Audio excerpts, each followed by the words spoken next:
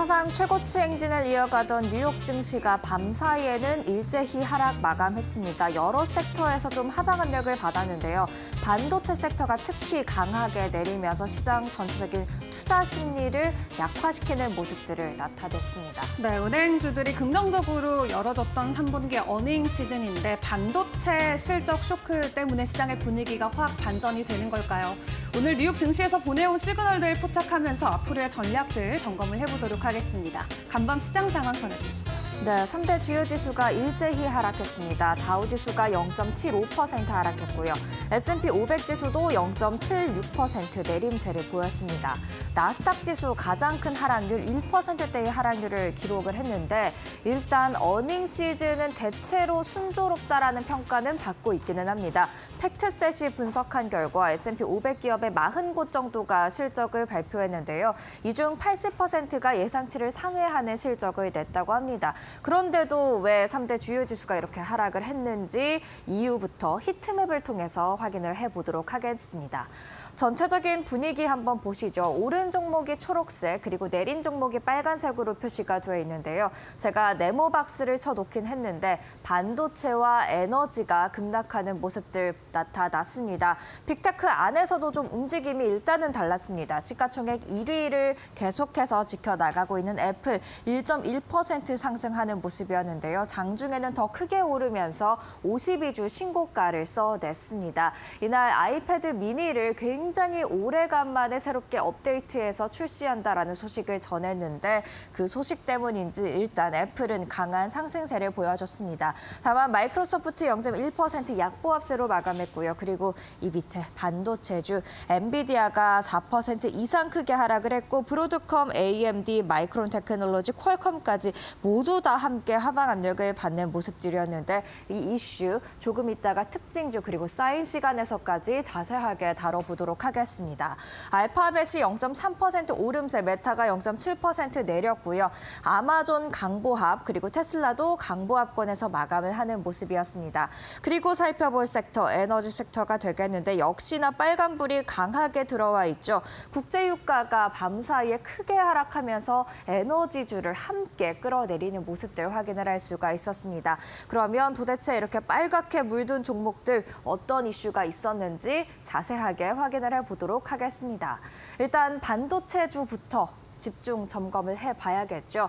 ASML의 경고가 반도체주에 아주 강한 하방 압력을 넣었습니다.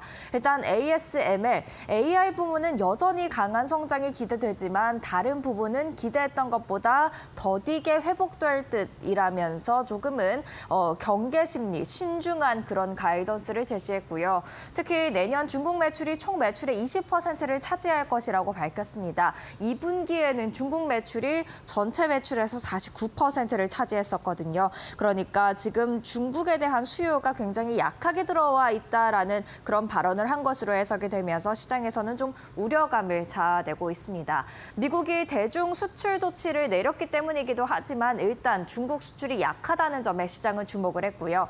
또 2025년 순매출 규모 전망치입니다. 300억에서 350억 유로를 전망했는데 이전에 기대했던 전망치의 절반 정도로 가이던스를 하향 조정했고 또 3분기 순이익이 26억 유로로 발표가 됐는데 월가 전망치 의 절반가량인 것으로 확인이 됐습니다. 이렇다 보니까 부진한 실적에다가 부진한 가이던스까지 중국 수요도 약하다. 이런 것들이 모두 다 종합이 되면서 반도체주 대체적으로 강한 하방 압력을 받은 것으로 해석이 되고 있습니다. 다만 ASML의 기존 실적 발표일 현지 시간 16일로 예정이 돼 있는데 하루 먼저 홈페이지에 오류로 먼저 유출이 됐던 것으로 확인이 됐습니다. 16일 날 그렇기 때문에 더 자세하게 확인을 할 수 있을 예정이기 때문이에요. 조금 더 기다려보시는 게 좋을 것 같다라는 생각은 듭니다. 그리고 사실 ASML 경고 말고도 다른 반도체 이슈들 많았습니다. 일단 반도체 업계 이슈 점검을 해보면요. TSMC 현지 시간 17일에 실적 발표에 나서게 되죠. ASML과 이번 주 반도체 업계에 큰 영향을 줄 것으로 예상이 되는 한 가지 이벤트이기 때문에 TSMC의 실적까지도 꼭 챙겨보셔야 될 것 같고요. 그리고 블룸버그 통신이 바이든 정부가 국가별로 엔비디아, AMD 등의 AI 반도체 수출 상한선을 설정하는 것을 논의 중이다라는 이야기를 전해왔습니다. 이렇게 되면 또다시 수출길이 좀 제한되거나 막힐 수 있다라는 뜻으로 해석되면서 ASML의 경고와 함께 다시금 반도체주의 하방 압력을 받았고요. 한편 TSMC의 실적과 함께 대래 그런 출시에 대한 그런 반응도 한번 살펴봐야 된다라는 생각이 드는데요. 다음 달부터 엔비디아 블랙웰 탑재한 제품을 인도하기 시작한다고 합니다. 과연 이 제품에 대한 수요가 얼마나 강하게 나타나고 반응은 얼마나 뜨거울지 블랙웰에 대한 그런 기본 초기 반응도 알 수 있기 때문에요. TSMC와 함께 이런 대래 인도 소식까지도 계속해서 팔로우하면서 반도체주의 방향을 좀 잡아가야 될 것 같습니다. 반도체주 말고도 에너지주도 함께 이날 강한 하방 압력을 받았는데요. 에너지주 일단 한번 보시죠. 엑손모빌이 3% 이상, 쉐브론이 2%, 코노코필립스 3.9% 가까이였고요.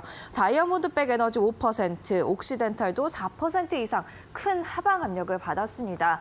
이렇게 에너지주가 크게 하락한 거는 일단 국제유가 WTI 기준 4.4% 하락하면서 배럴당 70달러대까지 성큼 내려왔기 때문이 아닐까 싶은데요. 이렇게 국제유가 하방 압력을 야기한 첫 번째 원인은 워싱턴 포스트에 있었습니다.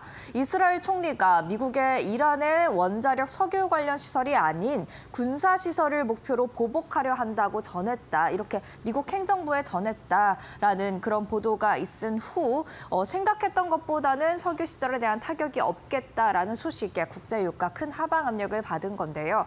사실 이전에 오펙 플러스가 먼저 올해와 내년에 원유 수요 전망치를 하향하면서 국제유가 한 차례 하방 압력을 받았었죠. 이 소식까지 더해지니까 이제 70달러대까지 내려온 건데 과연 70달러대가 다시 한번 깨질지 지켜보시면서 에너지주 대응하시는 게 좋을 것 같습니다. 계속돼서 특징주 살펴보도록 하겠습니다. 유나이티드 헬스케어를 중심으로 건강보험 관련주도 크게 내리는 모습이었습니다. 유나이티드 헬스케어가 무려 8% 이상의 급락세를 보였고요. 경쟁사라고 할 수 있는 엘레반스 헬스, CVS 헬스, 센템 모두 다 크게 하방 압력을 받았는데 사실 호실적 그 실적 자체는 좋았습니다. 매출과 주당 순이익, EPS 모두 예상치를 상회했거든요. 그리고 2025년 주당 순이익 최대 30달러를 전망을 했는데 하지만 이 부분이 시장에 좀 실망감으로 작용을 했습니다. 기존의 시장이 예상하던 바는 31.18달러였기 때문에 이에 못 미친다라는 그런 소식에 좀 실망감이 나타났고요. 하지만 이 유나이티드 헬스케어는 우리가 좀 가이던스를 보수적으로 잡은 것이다. 메디케어와 메디케이드 예산이 줄어드는 점을 반영해 보수적으로 잡았다라고 이야기하면서 조금 여지를 남겨두긴 했지만 그래도 일단 숫자 30이라는 숫자에 시장은 실망 매물을 쏟아내는 모습들 나타내면서 보험주 전반적으로 하방 압력을 함께 받는 모습들까지 확인해 볼 수가 있었습니다. 계속해서 다음 이슈 확인을 해보도록 하겠습니다. 다음 이슈 확인을 해보면요. 3분기 어닝 시즌 지속이 되고 있는데요. 대형은행들의 호실적은 이어지고 있습니다. 골드만삭스, 뱅크 오브 아메리카, 시티그룹 모두 이날 실적을 발표했는데 금리 인하 기조에 들어섬에 따라서 영업 환경이 개선되고 있다. 우리도 좋은 실적을 내고 있다라고 하나같이 다 말했는데요. 다만 주가는 조금 엇갈리는 모습이었습니다. 골드만삭스 강하게 출발했지만 소폭 내림세로 마감을 했고요. 뱅크 오브 아메리카는 하락세, 그리고 시티그룹, 뱅크 오브 아메리카가 상승, 그리고 시티그룹은 5% 이상의 하락률로 거래를 마치는 모습이 있습니다. 다만 일제히 다 호실적을 발표하고 또 환경이 개선되고 있다라고 말하면서 미국의 연착륙 가능성에 대한 기대감은 더더욱 커지는 모습들까지 나타날 수 있었고요. 어닝 시즌에 있어서 M7의 실적 발표 굉장히 중요할 것으로 보인다라고 말씀을 드렸었죠. 일정 다시 한번 체크해드리면요. 테슬라가 M7 중 가장 먼저 10월 23일에 실적을 공개할 예정이고요. 뒤이어서 아마존, 알파벳, 마이크로소프트, 메타, 그리고 애플까지 이어지고 엔비디아는 11월 19일에 실적을 공개하게 됩니다. M7의 실적 발표도 꼼꼼하게 챙겨드리도록 하겠습니다. 이어서 국채 금리 확인을 해보도록 하겠습니다. 대체로 오름세를 최근에 보여왔었는데 이날은 하락세를 보였습니다. 2년물 국채 금리가 3.962%를, 10년물은 4.037%를 나타냈습니다. 유가와 국제 금값 다시 한번 점검하면서 마무리하겠습니다. WTI, 이스라엘이 이란의 원자력과 석유 시설을 타격할 가능성은 현저히 낮아지면서 국제 유가 크게 밤사이에 하락을 하는 모습들이었고요. 조금 전에 확인해 보셨다시피 국채 금리 하락세를 보이면서 금에 대한 기회비용이 낮아지는 모습이었습니다. 즉 금의 매력도가 커진다는 뜻이 되겠죠. 0.65% 강세로 마감하는 모습이었습니다. 이렇게 뉴욕 증시 화요일장 점검을 해봤고요. 반도체주 이슈를 비롯해서 유가 이슈까지 머스트 노우 5 시간에 좀 더 자세하게 다뤄보도록 하겠습니다.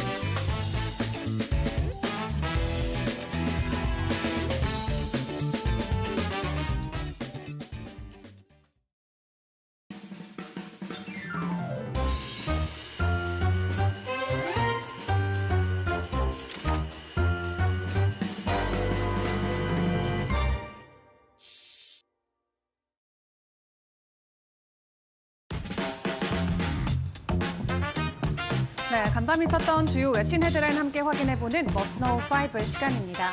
오늘 뉴욕 증시 일제히 하락 마감했습니다. 다만 최근까지 뉴욕 증시의 분위기 나쁘진 않았는데요. 여러분들은 투자하시면서 최근의 시장을 어떻게 느끼셨을까요?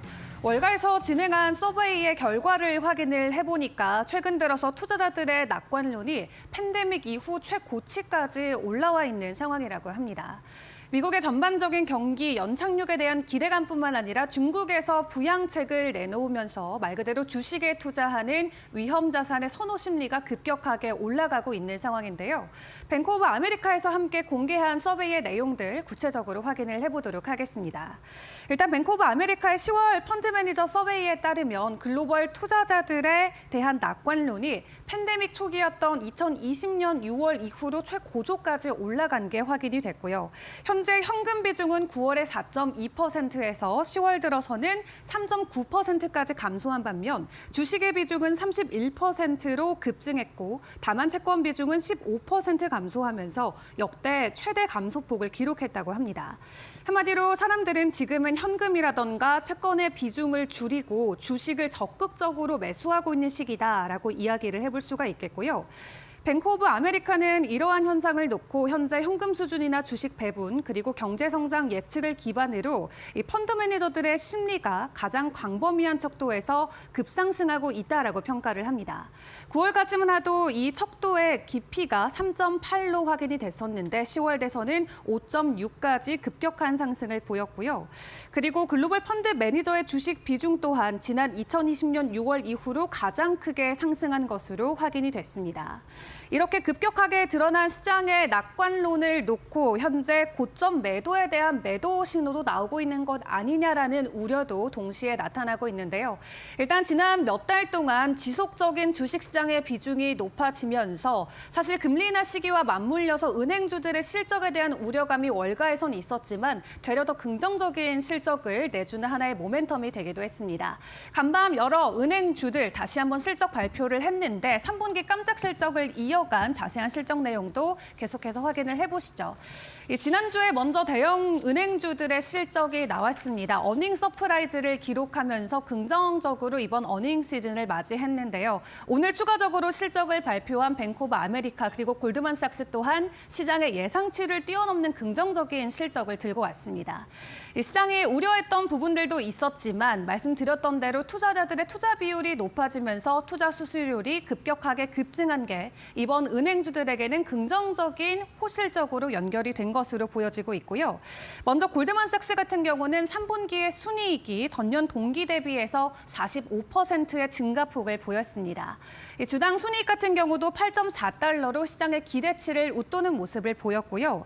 금리 인하 기조와 뉴욕 시장 강세 속에서 주식 트레이딩과 투자은행 부분의 수익이 많이 늘어난 게 이번 3분기의 호실적을 이끌었습니다. 특히 기업의 인수합병이나 회사채 발행, 그리고 기업 공개 등이 활발하게 이루어지면서 투자은행 부분의 수수료가 전년 동기 대비 20%나 급증했고요. 골드만삭스는 수익성이 떨어지는 소비자 금융 부분을 대폭 축소하면서 최근 강도 높은 구조조정 과정을 거친 것도 최근에는 이 실적의 긍정적인 요인으로 작용이 된 것으로 보여지고 있습니다. 그리고 뱅크 오브 아메리카 또한 예상보다 나쁘지 않은 실적을 내놨죠. 이 은행의 주수익원인 순이자 마진 같은 경우는 전년 동기 대비해서 2.9% 하락을 했지만 채권이나 주식 트레이딩 그리고 투자은행 수수료 수익이 크게 늘어나면서 수익 감소를 상쇄한 것으로 보여지고 있습니다. 이렇게 금리 인하에 따른 이자익 감소와 경기 하강 전망 속에서 월가 전문가들은 우려의 목소리를 내긴 했지만 오늘까지 발표된 실적 내용을 보면 굉장히 긍정적으로 보여지고 있고요. 계속 이어지고 있는 실적 시즌 앞으로 기업들과 산업별로 어떤 성적표를 받아들게 될지 계속해서 저희와 체크해 보시면 좋을 것 같습니다. 그런 가운데 실수일지 하루 먼저 실적을 발표한 ASML이 불러온 반도체 쇼크. 오늘 시장에서 급격한 하락을 나타냈죠. ASML도 두 자릿수 이상으로 주가 하락을 마쳤고요. 때문에 반도체 지수 그리고 그 안에 있는 종목들까지 일제히 하락세가 이어졌습니다. 앞서서 엔비디아가 블랙웰에 대한 강력한 자신감을 보여주면서 반도체 겨울은 없다라는 것에 자신감을 보였었지만 ASML의 3분기 실적을 구체적으로 확인을 해보니까 약간은 우려되는 부분들이 많이 나오고 있습니다. 이 ASML의 3분기 수주량이 원화 기준으로는 3조 8,600억 원으로 나타났는데요. 시장이 예상했던 것은 8조 원 되기 때문에 시장의 예상치 절반도 못 미치는 3분기 수주량이 확인이 됐습니다. 그리고 내년도의 순매출에 대한 전망치 같은 경우도 시장이 예상했던 예상치를 하회하면서 반도체에 대한 우려감이 다시 한번 간밤 커졌고요. 이 자료가 유출된 이후에 ASML 주가도 유럽 증시에서 16% 정도 폭락을 하면서 잠시 거래가 중단되는 사태가 나타나기도 했습니다. 이처럼 반도체 경기 회복이 예상보다 늦어질 수도 있다라는 것을 시사한 ASML의 실적 부진 영향으로 간밤 엔비디아를 포함한 뉴욕 증시의 반도체 주가도 일제히 하락을 했고요. 나름 유럽에서는 가장 가치 있는 기술 회사로 평가받고 있는 ASML 7월 대비해서는 지속적으로 고점을 낮추고 있는데 이번에 실적 발표와 함께 추가적인 가격 하락이 불가피해 보이는 상황입니다. 엔비디아 어제는 사상 최고가 부근까지 올라가면서 많은 사람들의 기대감을 높였고 애플의 시총도 뛰어넘는 거 아니냐라는 추정치까지 나왔는데 간밤 엔비디아는 급락을 했지만 애플 같은 경우는 다시 한번 사상 최고치 랠리를 펼쳤습니다. 간밤 애플의 주가가 추가적인 상승을 보여줬던 것은 아이폰 16에 대한 수요가 증가하고 있다. 출하량이 나쁘지 않다라는 동일하게 애플 인텔리전스를 지원하는 프로세서를 탑재하고 있고 가격은 74만 9천 원이라고 하는데 오늘 애플과 엔비디아의 주가 방향성이 엇갈리면서 일단 애플은 엔비디아로부터 더 멀어지는 모습을 보여줬는데요. 추가적인 출하량 수치와 함께 애플의 주가 지속적인 가격 상승을 보일 수 있을지 시장 분위기 계속해서 점검을 해보시죠. 마지막으로 암호화폐 시장 상황도 점검해 보도록 하겠습니다. 간밤 뉴욕 증시가 하락세를 보였던 반면 비트코인은 연일 강세를 이어가고 있습니다. 어제 6만 5천 달러까지의 가격 회복을 보였던 비트코인이 간밤에는 6만 8천 달러까지의 가격 되돌림을 보여주는 모습이었고요. 현재 시간 기준으로는 6만 6천 달러 선에서 가격 횡보를 이어가고 있습니다. 억토버가 되면서 비트코인에게는 우호적인 수익률을 가져다주는 10월에 대한 기대감이 9월부터 나오고 있었는데 또 대선 시기와 맞물리면서 그 기대감이 증폭되고 있는 분위기가 나타나고 있죠. 그리고 시장 안에서는 최근 트럼프가 재선될 수 있는 가능성이 커지고 있다라는 심리가 확산이 되면서 비트코인 투자 심리도 함께 크게 개선되는 모습이 나왔습니다. 특히 비트코인의 저항선으로 불렸던 6만 6천 달러를 돌파해주고 추가적인 가격 상승을 보여줬던 만큼 완전한 상승 랠리로의 전환이 가능하다라는 시장의 평가들도 많이 나오고 있는데요. 연말까지 목표가 15만 달러 이상까지 제시하는 월가의 의견들도 많이 나오고 있는 만큼 현재 구간에서 추가적인 비트코인의 강세 흐름이 나타날 수 있을지 시장 분위기 점검해 보시면 좋을 것 같습니다. 지금까지 머스노우 5 시간이었습니다.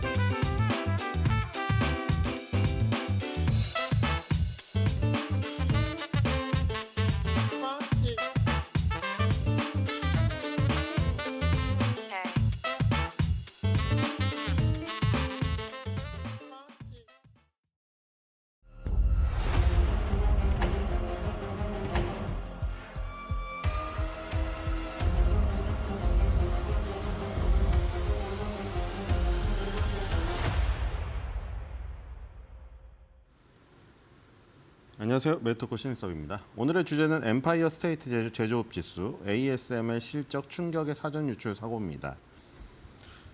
자, 엠파이어 스테이트 제조업 지수가 발표가 됐습니다. ISM하고 S&P에서 위탁을 맡겨서 설문조사하는 두 개의 제조업 PMI, 서비스업 PMI 지수가 있죠. 그래서 한날 한시에 같이 나오죠. S&P 글로벌에서 발표한 스탠다드 앤 푸어스사가 위탁을 맡겨서 자회사의 여론조사의 기관에다가 맡겨요. 그리고 ISM, 미국 구매 공급 관리자 협회에서 하는 제조업체에 대해서 하는 설문조사, 제조업체의 구매 공급 관리 담당자에게 설문을 돌리는 거, 제조업체에 돌리는 거 하나 있고 서비스업에 돌리는 거 하나 있고, 그러니까 S&P에서 두 개, 그리고 ISM에서 두 개죠. 제조업 서비스업이니까 네 개가 나오죠. 그리고 연방준비은행에서 나오는 게 있죠. 뉴욕의 엠파이어 스테이트 빌딩이 있잖아요. 뉴욕 엠파이어 스테이트 제조업 지수예요. 이건 제조업만이에요. 그다음에 필라델피아 연준에서 연방준비은행에서 발표하는 제조업 지수가 있고요. 이것도 설문조사 다 설문조사고. 그다음에 시카고가 있죠. 근데 시카고는 PMI죠. 이거는 ISM, 시카고의 ISM 협회에서 발표하는 PMI입니다. 그래서 이 지역에서 발표하는 게 뉴욕, 필라델피아, 시카고가 있는데 뉴욕, 필라델피아는 주체가 연방준비은행이고 그래서 기준선이 0이라고 말씀드렸죠. 시카고는 시카고 PMI라고 따로 부르는 이유가 있죠. ISM에서 발표하는 게 PMI 지수잖아요.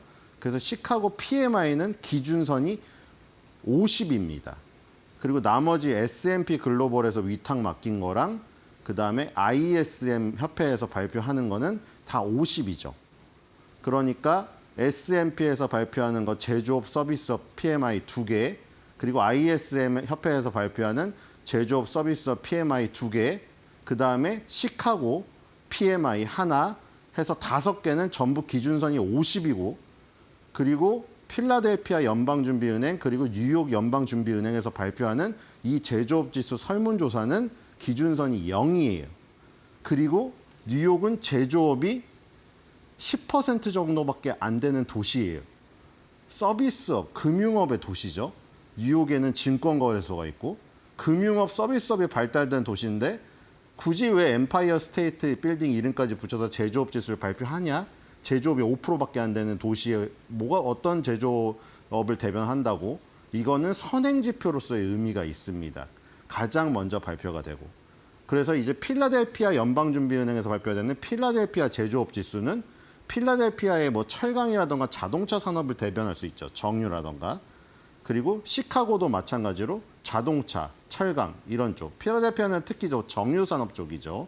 그렇기 때문에 주체는 틀리고 지금 뭐 제조업에 비해서 미국이 서비스업이 압도적이지 않느냐. 그래서 ISM이나 S&P에서 발표하는 것도 제조업 지수보다는 서비스업 지수에 더 이 관점을 두잖아요. 중점을 두잖아요. 근데 이제 각각의 시점이 틀리고 설문조사의 내용이 살짝 다르기 때문에 다 의미하는 바가 있습니다. 그래서 뉴욕의 엠파이어 스테이트, 뉴욕 연방준비은행에서 발표하는 엠파이어 스테이트 제조업 지수, 물론 제조업의 비중이 가장 적은, 아주 적은 뉴욕 도시에서 제조업체 200개를 대상으로 설문조사를 한 거지만 가장 먼저 발표가 되기 때문에 선행지표로서의 의미가 있고 아주 뭐 빨간색의 중요도는 아니나 우리가 미리 어떤 좀 그 파악을 해볼 수 있는 이런 지표가 됩니다. 변동성이 아주 심하게 나타났어요. 지난달에 막대 그래프가 플러스로 엄청나게 크게 나타났는데 이게 2023년도 4월 달 이후에 최고치가 나왔었는데 이게 20% 10월 설문조사가 11.5에서 11.9로 급락했습니다. 전달에 11.5 플러스였는데 11.9. 자, 여기 아까 말했듯이 뉴욕 연방준비은행에서 발표하니까 엠파이어 스테이트 지수는 그리고 필라델피아 제조업 지수도 필라델피아 연방준비은행에서 발표하니까 ISM, S&P PMI랑 시카고 PMI랑은 틀리게 기준선이 0인 거를 알 수가 있습니다. 그러니까 이거는 0 밑에 설문이 많이 나오면은 경기를 안 좋게 보고 있다. 그리고 0 이상으로 나오면 경기를 좋게 보고 있다.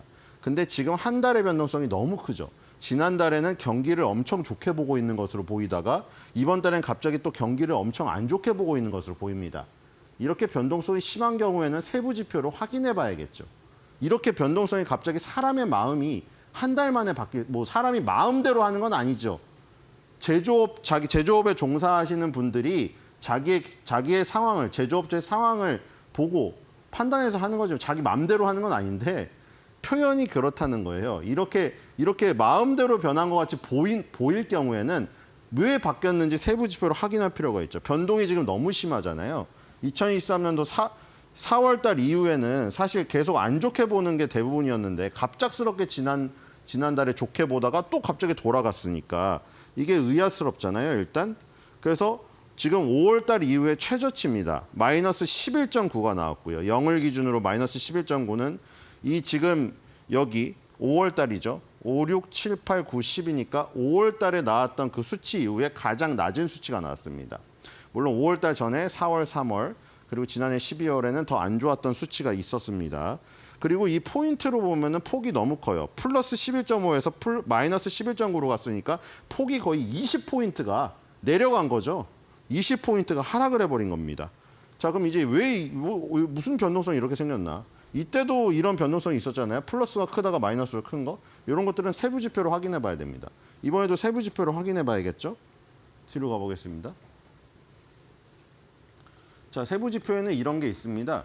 ISM이나 S&P랑 비슷해요. 가장 중요한 게 신규 주문이랑 고용이라고 했죠. 제조업체에서 구매 공급 관리자들이 이제 잘 될 것 같으면 재고를 쌓아야 될 거 아니에요. 내 물건이 많이 팔릴 거를 대비해 가지고 재고를 많이 쌓아야 되니까 신규 주문을 많이 넣겠죠. 뉴 오더를. 그러니까 그게 가장 중요하고 뉴 오더를 신규 주문을 넣어 가지고 제품을 만들어야 되는데 인력이 부족하면 앞으로 이제 그 인력을 채용하겠다고 해서 고용 지수에 좋은 대답을 하겠죠. 신규 주문하고 고용이 가장 중요합니다. 여기서도 마찬가지죠. 그게 필라델피아 연방준비은행에서 발표하는 거든 뉴욕 연방준비은행에서 발표하는 거든 ISM 제조협회에서 발표하는 거든 다 그렇습니다. 제조업체나 서비스업이나 마찬가지예요. 신규 주문을 넣거나 고용을 하는 게 가장 중요하죠. 뉴 오더스가 여기 있고 초록색이고요. 10먼트는 이건 배송입니다. 그리고 이 요 지금 프라이스 페이드는 이 재료비를 지불한 겁니다.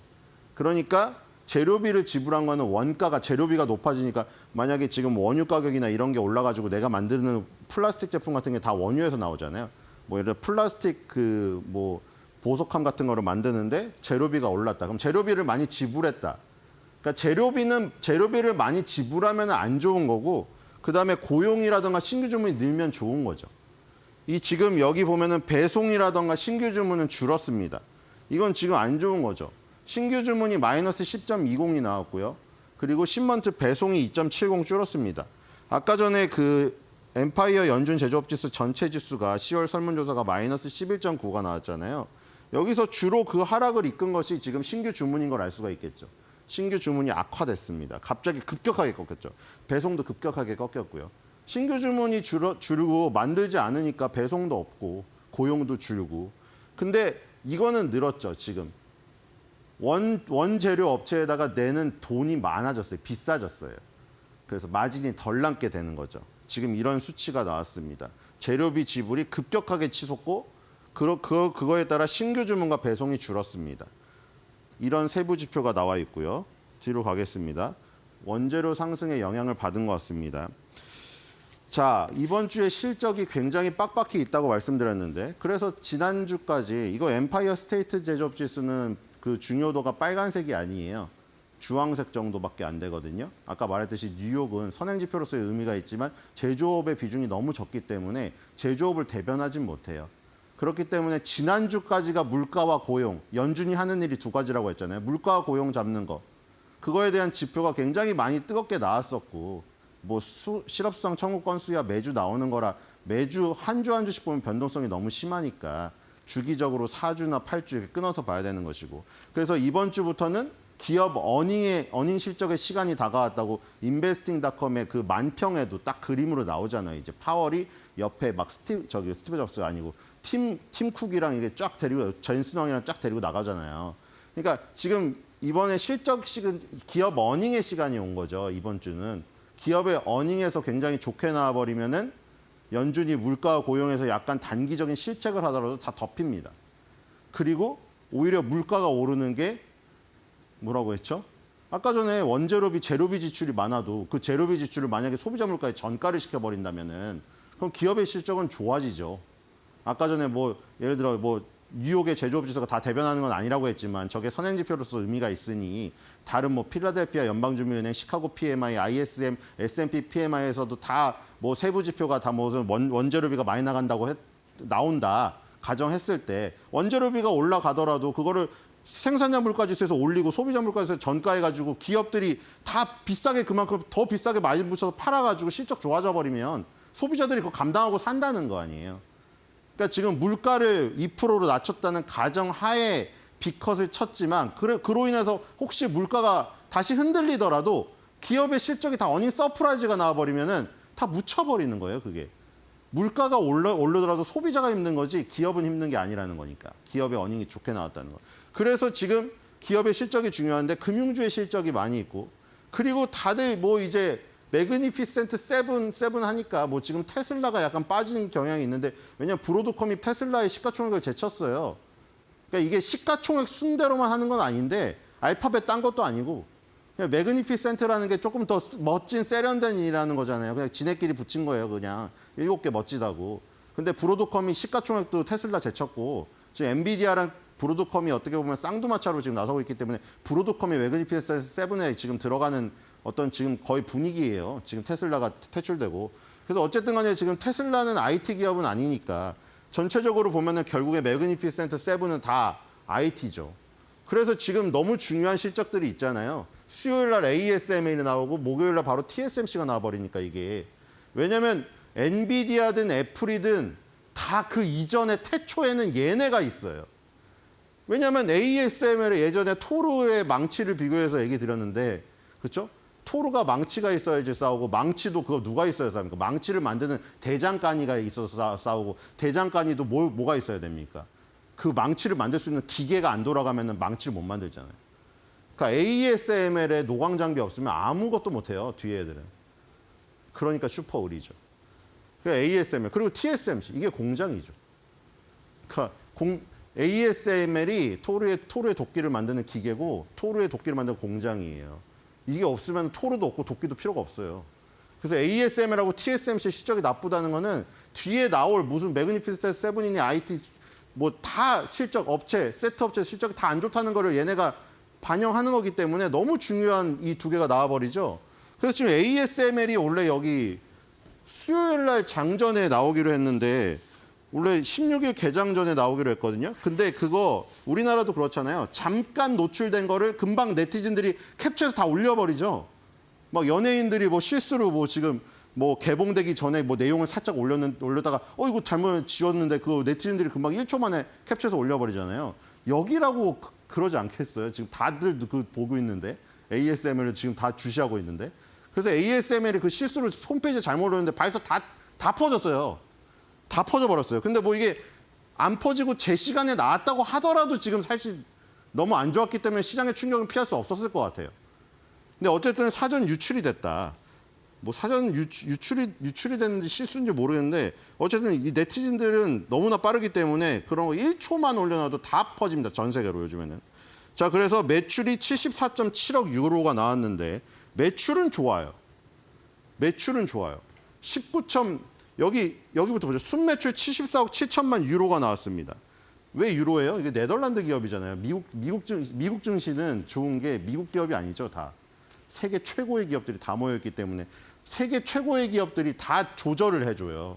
미국의 경제가 나빠져도 다른 나라 네덜란드, 이탈리아 경기가 좋으면 이탈리아 페라리가 급등하고 네덜란드 ASML이 급등합니다. 물론 ASML이 연결이 돼 있지만 자 74억 7천만 유로가 나와서 전분기 대비 20% 그리고 예상치 71억 7천만 유로도 넘었습니다.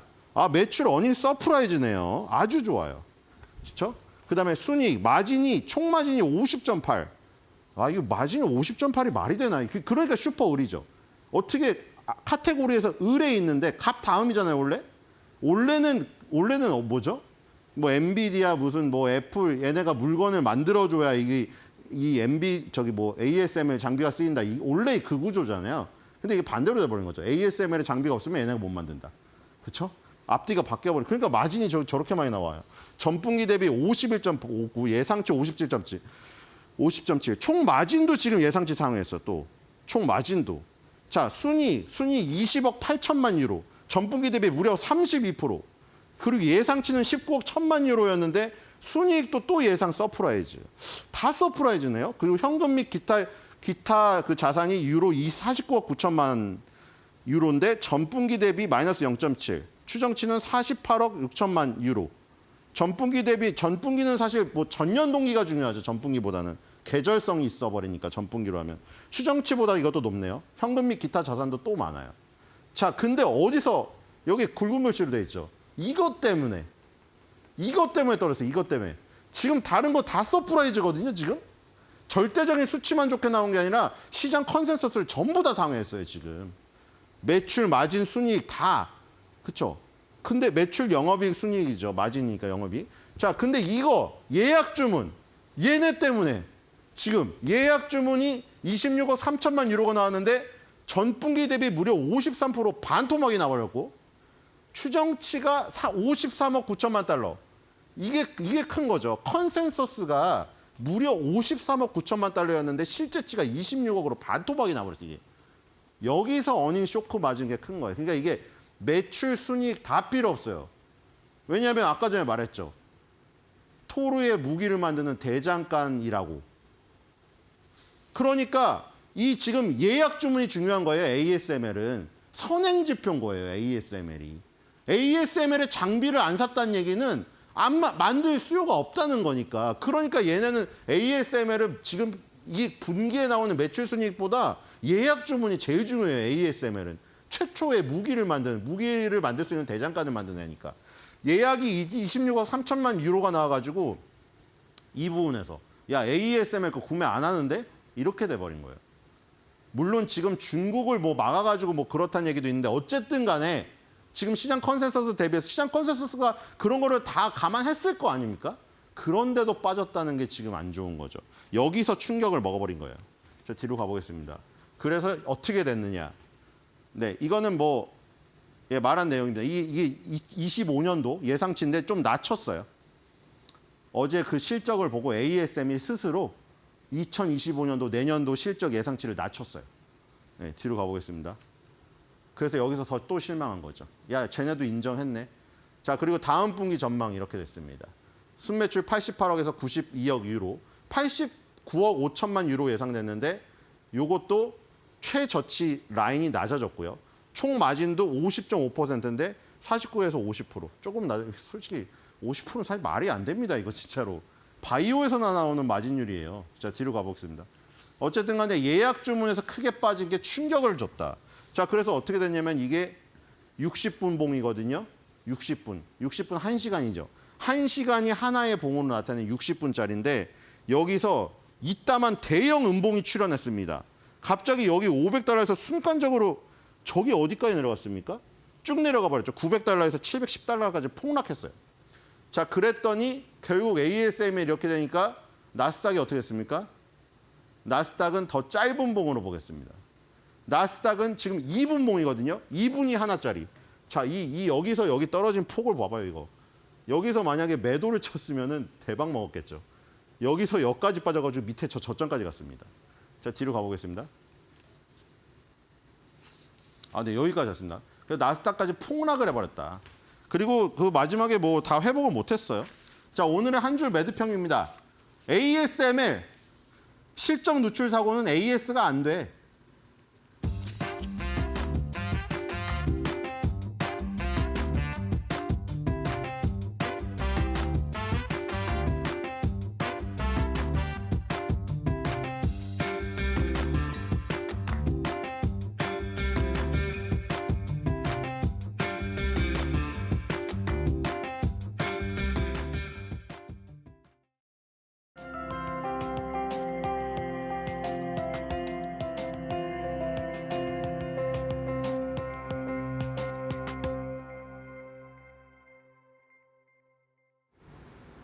ASML의 실적 유출 사고는 AS가 안 될지 몰라도 반도체주의 급락은 AS가 될지 쌓인 시간을 통해서 확인해 보도록 하겠습니다. 오늘의 주제는 피멍든 반도체입니다.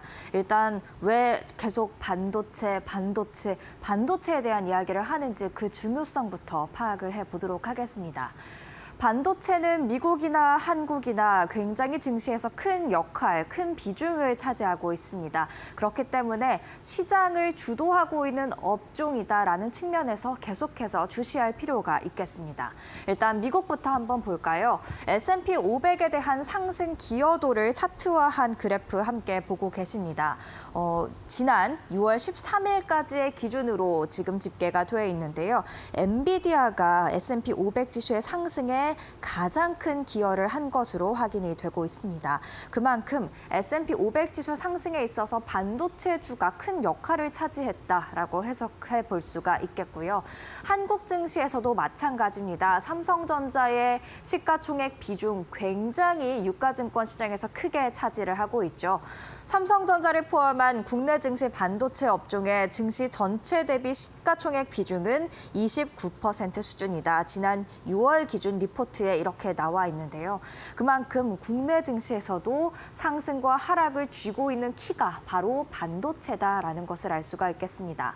미국과 한국 양 시장에서 반도체주의 비중이 이렇게 큰 만큼 시장은 반도체 업계를 따라갈 수밖에, 주목할 수밖에 없는 것이죠. 그런데 밤사이에 이렇게 중요한 반도체주가 두들겨 맞았습니다. 보시면 지금 빨갛게 물든 이 섹터가 반도체 섹터가 되겠습니다. 엔비디아가 4% 이상 하락했고요. 브로드컴, AMD, 퀄컴, 텍사스 인스트루먼트, 마이크론 테크놀로지, 인텔 모두 다 크게 하락하는 모습이었습니다. 강하게 하락할수록 새빨간 그런 표시가 돼 있는데 정말 피멍이 든 것처럼 강한 하방 압력을 받았다라는 것을 한눈에 확인을 할 수가 있었죠. 도대체 무엇이 이렇게 반도체주의 급락을 이끌었을까요? 그 원인들 두 가지로 정리해 볼 수가 있겠습니다. 일단 첫 번째, 수출길이 또다시 막히나라는 생각을 해볼 수가 있겠습니다. 블룸버그 통신이 보도했습니다. 바이든 정부 국가별로 엔비디아, AMD 등의 AI 반도체 수출 상한선을 설정하는 것을 논의 중이다라는 그런 보도가 나왔습니다. 이미 중국에 대해서는 최첨단 반도체 수출 제재가 가해져 있는데요. 이제는 중국 외에 다른 국가에 대해서도 수출 상한선을 설정하는 것을 논의 중이다라는 겁니다. 국가 보안상의 이익을 위해서 특정 국가의 수출 상한선을 마련하는 것이 지금 논의되고 있는 내용의 골자라고 볼 수가 있겠고요. 특히 AI 데이터 센터에 요즘 부쩍 관심이 커지고 있는 중동 국가를 주시하고 있다고 합니다. 중동 국가는 특히 우리도 주목해야 할 게 AI의 큰 손으로 나설 수 있기 때문에 이 중동 국가를 중심으로 수출 제재가 제한이 가해진다면 아무래도 반도체 기업들에게는 부정적인 이슈로 작용할 수밖에 없을 것 같은데요. 이렇게 중동 국가를 주시하는 또 다른 이유 중 하나는 바로 중국으로 향하고 있는 AI 반도체를 차단하려는 의도다라는 그런 가능성도 보여지고 있습니다. 최근 중국이 중동 국가들과의 관계를 밀접하게 만들어가고 있기 때문에 중동을 차단함으로써 향후 중국으로까지 가는 것을 또 원천 차단한다는 것이죠. 이에 대해서 블룸버그는 담당 기관 그리고 관련 기업들에 여러 차례 문의를 했지만 답변을 거절하거나 또는 미회신한 곳이 많아서 아직까지 정확한 이야기는 알 수 없다 이렇게 전했습니다. 이렇게 또다시 만약에 수출길이 제재를 받게 되고 제한되고 막히게 된다면 당연히 반도체 관련 기업들의 실적에도 영향을 미칠 수밖에 없을 텐데요. 우리는 이 영향을 이미 ASML의 실적을 통해서 확인해 봤습니다. 일단 ASML 실적 유출 사고가 있었는데 유출된 내용 일부를 확인해 보니까요. 내년 중국 매출이 총 매출의 20%를 차지할 것 같다라는 이야기가 나왔습니다. 원래 2분기에는 총 매출에서 중국의 비중이 49%를 차지했었는데 제재가 가해지다 보니까 20%로 쪼그라든 것이다라는 해석을 해볼 수가 있겠습니다. 즉 이번에도 또다시 다른 국가들에 대해서도 수출이 제한이 걸리게 된다면 이미 중국을 통해서 반도체 기업들의 실적에 조금 악영향이 있다라는 것을 확인했었는데 그 악영향이 더 커질 수밖에 없겠다라는 것을 생각해 볼 수가 있겠고요. 이렇기 때문에 또 내년 2025년 순매출 규모가 300억에서 350억 유로로 전망되는데 이전 전망치의 절반이다라는 부진한 가이던스까지 함께 따라오는 것을 확인을 할 수가 있었죠. 그리고 앞서 매드토크에서도 확인을 해봤지만 3분기 순예약이 26억 유로로 월가 전망치 절반가량에 불과한 것으로 확인이 됐습니다. ASML의 장비는 최첨단 반도체를 제조할 때 사용이 되기 때문에 예약이 중요하다라고 매드토크에서 말씀을 드렸는데요. 그렇기 때문에 이렇게 지금 절반도 안 되는 순예약 규모는 시장에 매우 실망감으로 작용을 할 수밖에 없는 것으로 확인이 되고 있습니다. 사실 ASML 말씀드렸다시피 원래 발표하려던 날보다 하루 먼저 유출이 됐습니다. 그렇기 때문에 모든 컨퍼런스 콜이나 조금 더 자세한 이야기들은 현지 시간 16일 날 공개될 예정인데요. 더 자세하게 들여다봐야겠지만 일단은 수출 제재가 특히 중국의 부진이 ASML의 실적에 어떤 영향을 가져다 줬는지 우리가 확인을 했고요. 앞으로도 수출 제한이 더 가해질 수 있다는 것은 반도체 업계에 정말 큰 하방 압력을 가하기에 충분했다라고 생각이 듭니다. 그렇다면 과연 앞으로도 계속해서 암울한 전망이 이어질까요? 이 부분은 한번 고민해 볼 필요가 있을 것 같습니다. 왜냐하면 ASML의 리포트를 또 자세하게 보니까 AI 부문은 여전히 강한 성장이 기대된다라는 이야기가 담겨져 있기 때문입니다. 반도체 안에도 여러 가지 부문들이 나뉘어져 있죠. 그중에서도 AI 반도체 성장만큼은 계속해서 강할 것으로 예상이 된다라는 코멘트 우리가 짚고 넘어가야 할 것 같고요.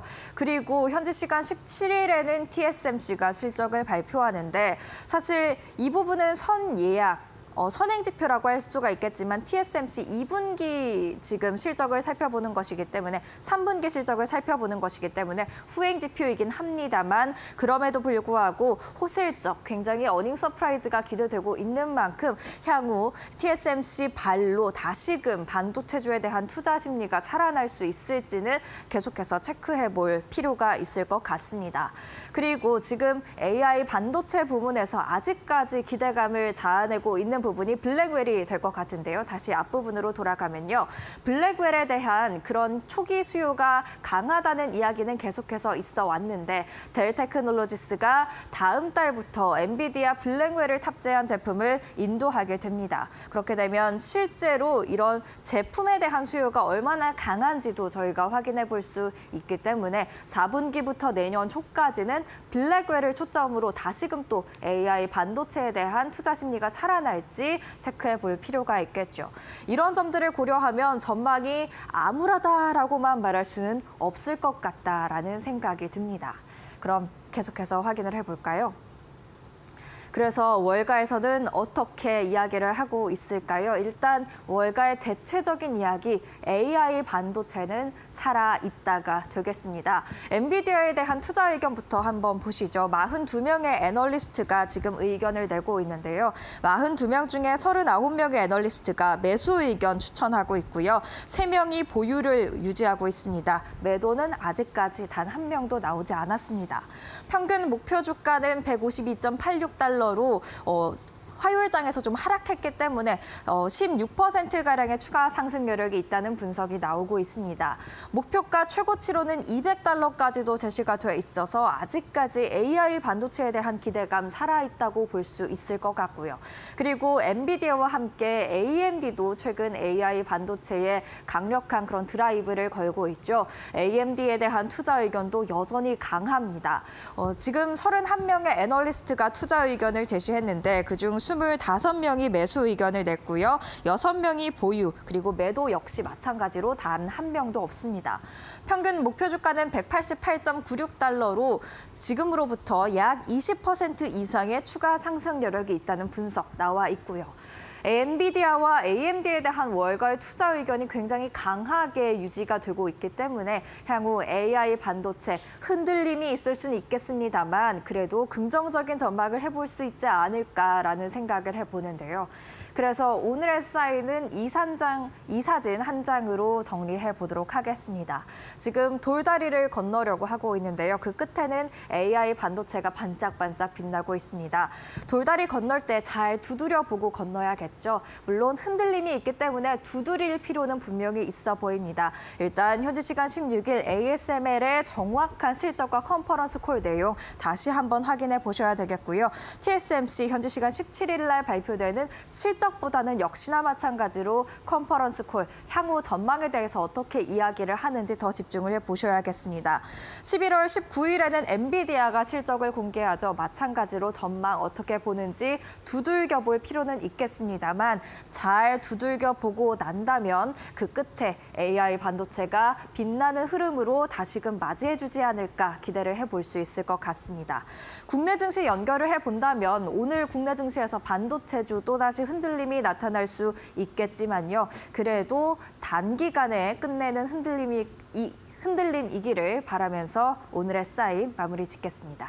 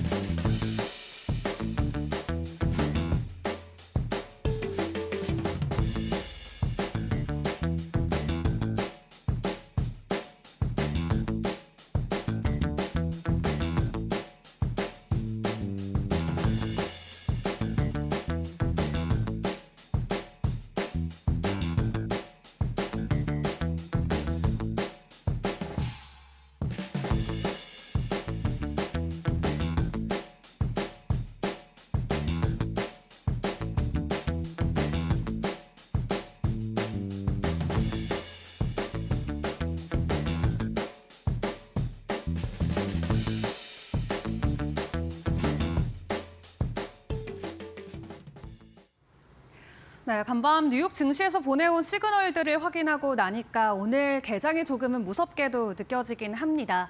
여러 이슈들이 쏟아졌고 오늘 국내 증시에 또 영향을 줄 수 있는 것들이기 때문에 오늘 국내 증시는 어떤 방향성으로 흘러갈지 간밤 다시 한번 정리를 해보고 오늘 개장 전 이슈까지 다시금 챙겨보도록 하겠습니다. 먼저 어제 우리 증시 한판으로 정리 같이 해보도록 할까요? 어제도 추가적인 상승이 나와줬습니다. 코스피와 코스닥 큰 폭은 아니지만 그래도 양지수 모두 오름폭을 키워가면서 마무리가 됐고요. 코스피 안에서는 외국인들이 이틀 연속으로 사자세가 들어오면서 수급의 점유율도 지속적으로 회복이 이루어지고 있는 모습입니다. 이렇게 코스피 쪽에서의 가격 상승이 나올 수 있었던 부분은 어제 엔비디아의 신고가 그리고 TSMC가 시총 1조 달러를 터치했다라는 긍정적인 소식과 함께 반도체주 안으로 수급이 몰렸던 덕분인데요. 덕분에 SK하이닉스 다시 한번 20만 닉스 근처까지 올라온 모습이고 삼성전자도 동반으로 상승 마감한 채 마무리가 됐습니다. 그러다 보니까 어제 이슈가 소멸된 채 좀 시장에서 소외감을 받았던 거는 2차 전지 섹터가 될 것 같고요. 시총 상위 종목 안에서의 2차 전지 관련주들은 일제히 내림세를 보이면서 반도체 관련주들이랑은 확실히 희비가 교차되는 모습을 확인을 해볼 수 있었습니다. 이제 본격적으로 어닝 시즌의 시작입니다. 일단 S&P 기업들이 지금까지 실적을 발표한 통계치를 보니까 기업의 80% 이상 정도는 시장의 컨센을 상회하는 실적을 가지고 왔는데요. 다만 국내 증시를 놓고 봤을 때 기업들의 분기 실적은 약간은 어두운 상황인 것 같습니다. 원래 상반기보다 하반기의 실적이 더 부진한 모습들을 지금까지 보여왔던 것도 있지만 국내 기업 실적 전망이 현재 지속해서 하향되고 있는 수치가 공개가 되고 있는데요. 지난 7월에 공개했던 예상치보다도 반도체라던가 전장 그리고 화학 쪽은 큰 폭의 가격 조정, 이 실적 조정치가 나오고 있습니다. 반도체에 대한 실적 기대감도 내려가고 있지만 특히 그 안에서 전장 관련주들 그리고 화학 관련주들이 거의 30% 가까이 실적이 하향 조정됐다라는 거 이번 실적 시즌 관련해서 관련 섹터들의 흐름들 추가적으로 확인을 해보시면 좋을 것 같고요. 그런 가운데 어제 외국인과 기관들이 우리 시장 안에서 관심을 가졌던 종목들을 함께 확인을 해보시면은 외국인들은 여전히 코스피 안에서는 SK하이닉스를 가장 많이 담아갔습니다. 지난주부터 계속해서 SK하이닉스가 외국인들의 순매수 상위 종목에는 이름을 올려주고 있는 모습이고요. 그리고 코스닥 쪽도 확인을 해보시면은 여전히 제약바이오와 관련된 기대감이 외국인과 기관 쪽에서 동시적으로 들어오고 있는 모습도 체크가 가능했습니다. 그런 가운데 어제 52주 신고가를 달성한 종목들 국내 증시에서도 여러 종목들 포착이 됐는데요. 대표적으로 위고비와 관련해서 비만 치료제가 전반적인 긍정적인 상승을 보이면서 올릭스 8%의 가격 상승과 함께 52주 신고가 돌파를 했고요. 그리고 한강 작가와 관련된 테마주들 어제도 큰 폭은 아니지만 추가적인 가격 상승을 보였습니다. 그 모멘텀 덕분에 예스24 어제 다시 한번 52주 신고가 랠리에 동참하기도 했네요. 그렇다면 업종과 이슈별로 놓고 봤을 때 시장 흐름도 확인을 해보도록 할 텐데 3분기 실적 기대감과 함께 조선 관련주들도 오름폭을 보였고요. 마이크로소프트에 이어서 구글 또한 원자력과 관련된 전력 설계 계약을 체결했다는 소식으로 국내에서 우리기술이나 두산 에너빌리티와 같은 종목도 추가적인 상승을 보였습니다. 그리고 지난 5월에 먼저 출시됐던 치매 치료제와 관련된 상용화가 본격화되면서 국내 제약바이오 관련주들 도 치매 치료제 가속화를 올리고 있다는 소식이 전해졌고요. 치매 치료제 관련해서 관련주들의 추가 상승이 나왔었고 또 가상화폐 관련주들 전일부터 비트코인의 급격한 가격 상승과 함께 위지트나 T사이언티픽도 추가적인 상승을 보였습니다. 그리고 트럼프가 다시 한번 재선에 성공할 수도 있다라는 분위기가 시장에서 강하게 조성이 되면서 우크라 재건 관련주들도 상승을 보여줬는데요. 그 안에서도 상한가 안착하면서 테마단에서 주도주가 강하게 나왔던 섹터들 추가적으로 점검을 해보도록 할 텐데 어제 곡물 관련주들의 급격한 가격 상승이 나왔습니다. 지난 9월 불과 한 달 전만 하더라도 우크라이나의 곡물 수출량이 전쟁 이전 수준까지 다시 회복이 됐었는데 최근 들어서 다시 한번 러시아가 우크라이나의 곡물 수출로를 공격하고 있다는 소식이 전해지면서 이 식료품의 가격이 급격히 상승할 수 있다는 우려감이 그대로 곡물 관련주들의 주가 상승을 이끌었고요. 있고요. 그리고 어제 드디어 위고비의 국내 판매가 시작이 됐죠. 첫날부터 엄청난 관심을 받았습니다. 주문하는 주문 사이트가 서버가 다운이 될 정도로 정말 많은 곳에서 관심을 보여왔다라고 하는데 덕분에 이 위고비의 생산 업체라던가 혹은 소품을 공급하고 있는 업체들, 관련주들이 일제히 상승 흐름을 보였고요. 대표적으로 나노엔텍이 상한가에 안착한 채 어제장을 마무리 지었습니다. 마지막으로 양자 컴퓨터 이슈도 있었습니다. SK텔레콤에서 양자 암호와 관련된 제품 출시를 했는데 그로 인해서 KCS가 어제 상한가 안착을 했고요. 엑스게이트와 ICT케어도 오랜만에 상승 흐름에 함께 몸을 실어주기도 했습니다. 이 주도주가 확실하게 나왔던 테마들 추가적인 가격 상승을 오늘 장에서도 이어갈 수 있을지 함께 점검해 보시고요. 우리가 개장하기 전에 확인해 볼 이슈들도 같이 점검을 해보도록 하겠습니다. 어제 시간의 거래에서 상한가 같은 종목들부터 함께 점검을 해보도록 할 텐데 앞서 말씀드렸던 러시아와 우크라이나의 곡물 수출 이슈로 인해서 어제 마니커 관련주들이 시간에서 상한가 안착했습니다. 마니커 그리고 마니커 FNG까지 시간의 상한가를 갔는데 개육이나 돈육 이런 제품들을 가공 처리해서 B2B 단에서 판매를 하고 있는 업체입니다. 얼마 전에는 영국에 삼계탕을 본격적으로 수출하기 시작했다라고 하면서 분기 실적에 대한 기대감까지 높여가고 있는데 최근에 러시아와 우크라이나 이슈까지 맞물리면서 이 해당 종목에 대한 기대감이 시간외에서 그대로 반영이 됐고요. 그리고 나라 M&D 같은 경우는 LG엔솔이 오는 27년부터 6년 동안 포드에 대규모로 배터리를 공급한다는 소식이 전해지면서 LG엔솔의 핵심 배터리 수주 공급사로 불리는 나라 M&D가 그대로 기대감을 받아갔습니다. 그리고 위고비 출시와 관련돼서 어제 시간의 거래에서도 비만 치료제 관련주들의 변동성이 나왔던 만큼 앞에서 함께 확인해봤던 이슈들과 섹터들 오늘 추가적인 시세가 나올 수 있을지 지켜보시고요. 그 외에 함께 지켜볼 이슈로는 간밤에 국제유가가 급락했던 것도 지켜보셔야 될 것 같습니다. 결국 이란의 석유 시설을 공격하지 않겠다라고 이스라엘 측이 입장을 발표하면서 국제유가가 급락을 했고요. 그 유류세가 인하가 되면은 추가적으로 수혜를 받아갈 수 있는 섹터들 오늘 변동성이 나올 수 있을지 지켜보시죠. 대표적으로 항공이나 제약바이오 그리고 화학 관련주들 그리고 항공 쪽도 함께 변동성이 나올 수 있기 때문에 체크해 보시면 좋을 것 같고 그리고 비트코인이 원화 기준으로 간밤에 또 9천만 원을 다시 한번 재돌파를 했습니다. 두 달 만에 나름의 유의미한 가격 상승 랠리를 보여주고 있는데 어제도 비트코인 관련주들의 변동성이 있었는데 간밤에 추가적으로 비트코인의 가격 상승이 나온 만큼 오늘 주식 단에서도 추가적인 상승이 나올 수 있을지 함께 점검을 해보시죠. 그리고 미국 쪽에서 보내왔던 시그널들 국내 증시와도 연결을 해봐야 될 것 같습니다. 간밤 뉴욕 증시에서 반도체 관련주들이 좀 큰 폭의 가격 하락을 보였죠. 필라델피아 반도체 지수가 4.8%가 빠졌고요. 앞서 다이랭커와도 확인을 해봤지만 TSMC의 실적이 하루 먼저 유출이 됐는데 생각보다 부진한 실적에 반도체 관련주들이 미국 증시에서 일제히 하락세를 보였습니다. 3분기 수주가 우리가 예상했던 것보다도 절반 이하로 현재 집계가 되고 있고 또 내년 매출에 대한 전망까지도 예상치를 하회하면서 이제 반도체 겨울은 끝났다라고 확신을 하고 있었는데 이 반도체 리스크가 다시 한번 시장에 부각이 되면서 관련주들의 주가가 크게 흔들렸습니다. 그래도 어제까지 삼성전자와 SK하이닉스 좀 힘을 내주면서 오랜만에 반등 랠리를 연일 이어갔었는데 해당 소식으로 오늘 반도체주들 다시금 주춤할지 지켜보시고요. 그와 반대로 아이폰 관련주들 오늘 좀 긍정적인 상승 흐름이 나오지 않을까 싶습니다. 간밤에 애플이 다시 한번 사상 최고치 랠리를 달렸기 때문인데요. 우리가 우려했던 거와는 다르게 3분기에 아이폰 매출 출하량이 긍정적이다라는 지표가 공개가 됐습니다. 애플 인텔리전스를 탑재하고 있는 아이폰 16의 판매량도 나쁘지 않지만 그 기존 모델인 아이폰 15나 14에 대한 매출도 지속적으로 증가하고 있다는 소식이고요. 월가가 예상했던 예상치를 초과하면서 이번 3분기에 애플은 40억 달러까지의 추가 매출이 전망되고 있는 상황입니다. 그리고 어제 또 새로운 아이패드를 출시하겠다라는 출시 소식까지 전해온 만큼 아이폰 관련주들 오늘 시장 안에서 변동성 나올 수 있을지 점검해 보시고요. 마지막으로 방산 쪽의 이슈도 지켜보셔야 될 것 같습니다. 간밤 트럼프 전 대통령이 인터뷰를 통해서 한국은 현금 인출기다라는 표현을 직접적으로 썼습니다. 본인이 집권하면 한국을 향해서 연간 14조 원의 방위비를 내게 할 것이다. 바란다라는 코멘트를 남긴 건데요.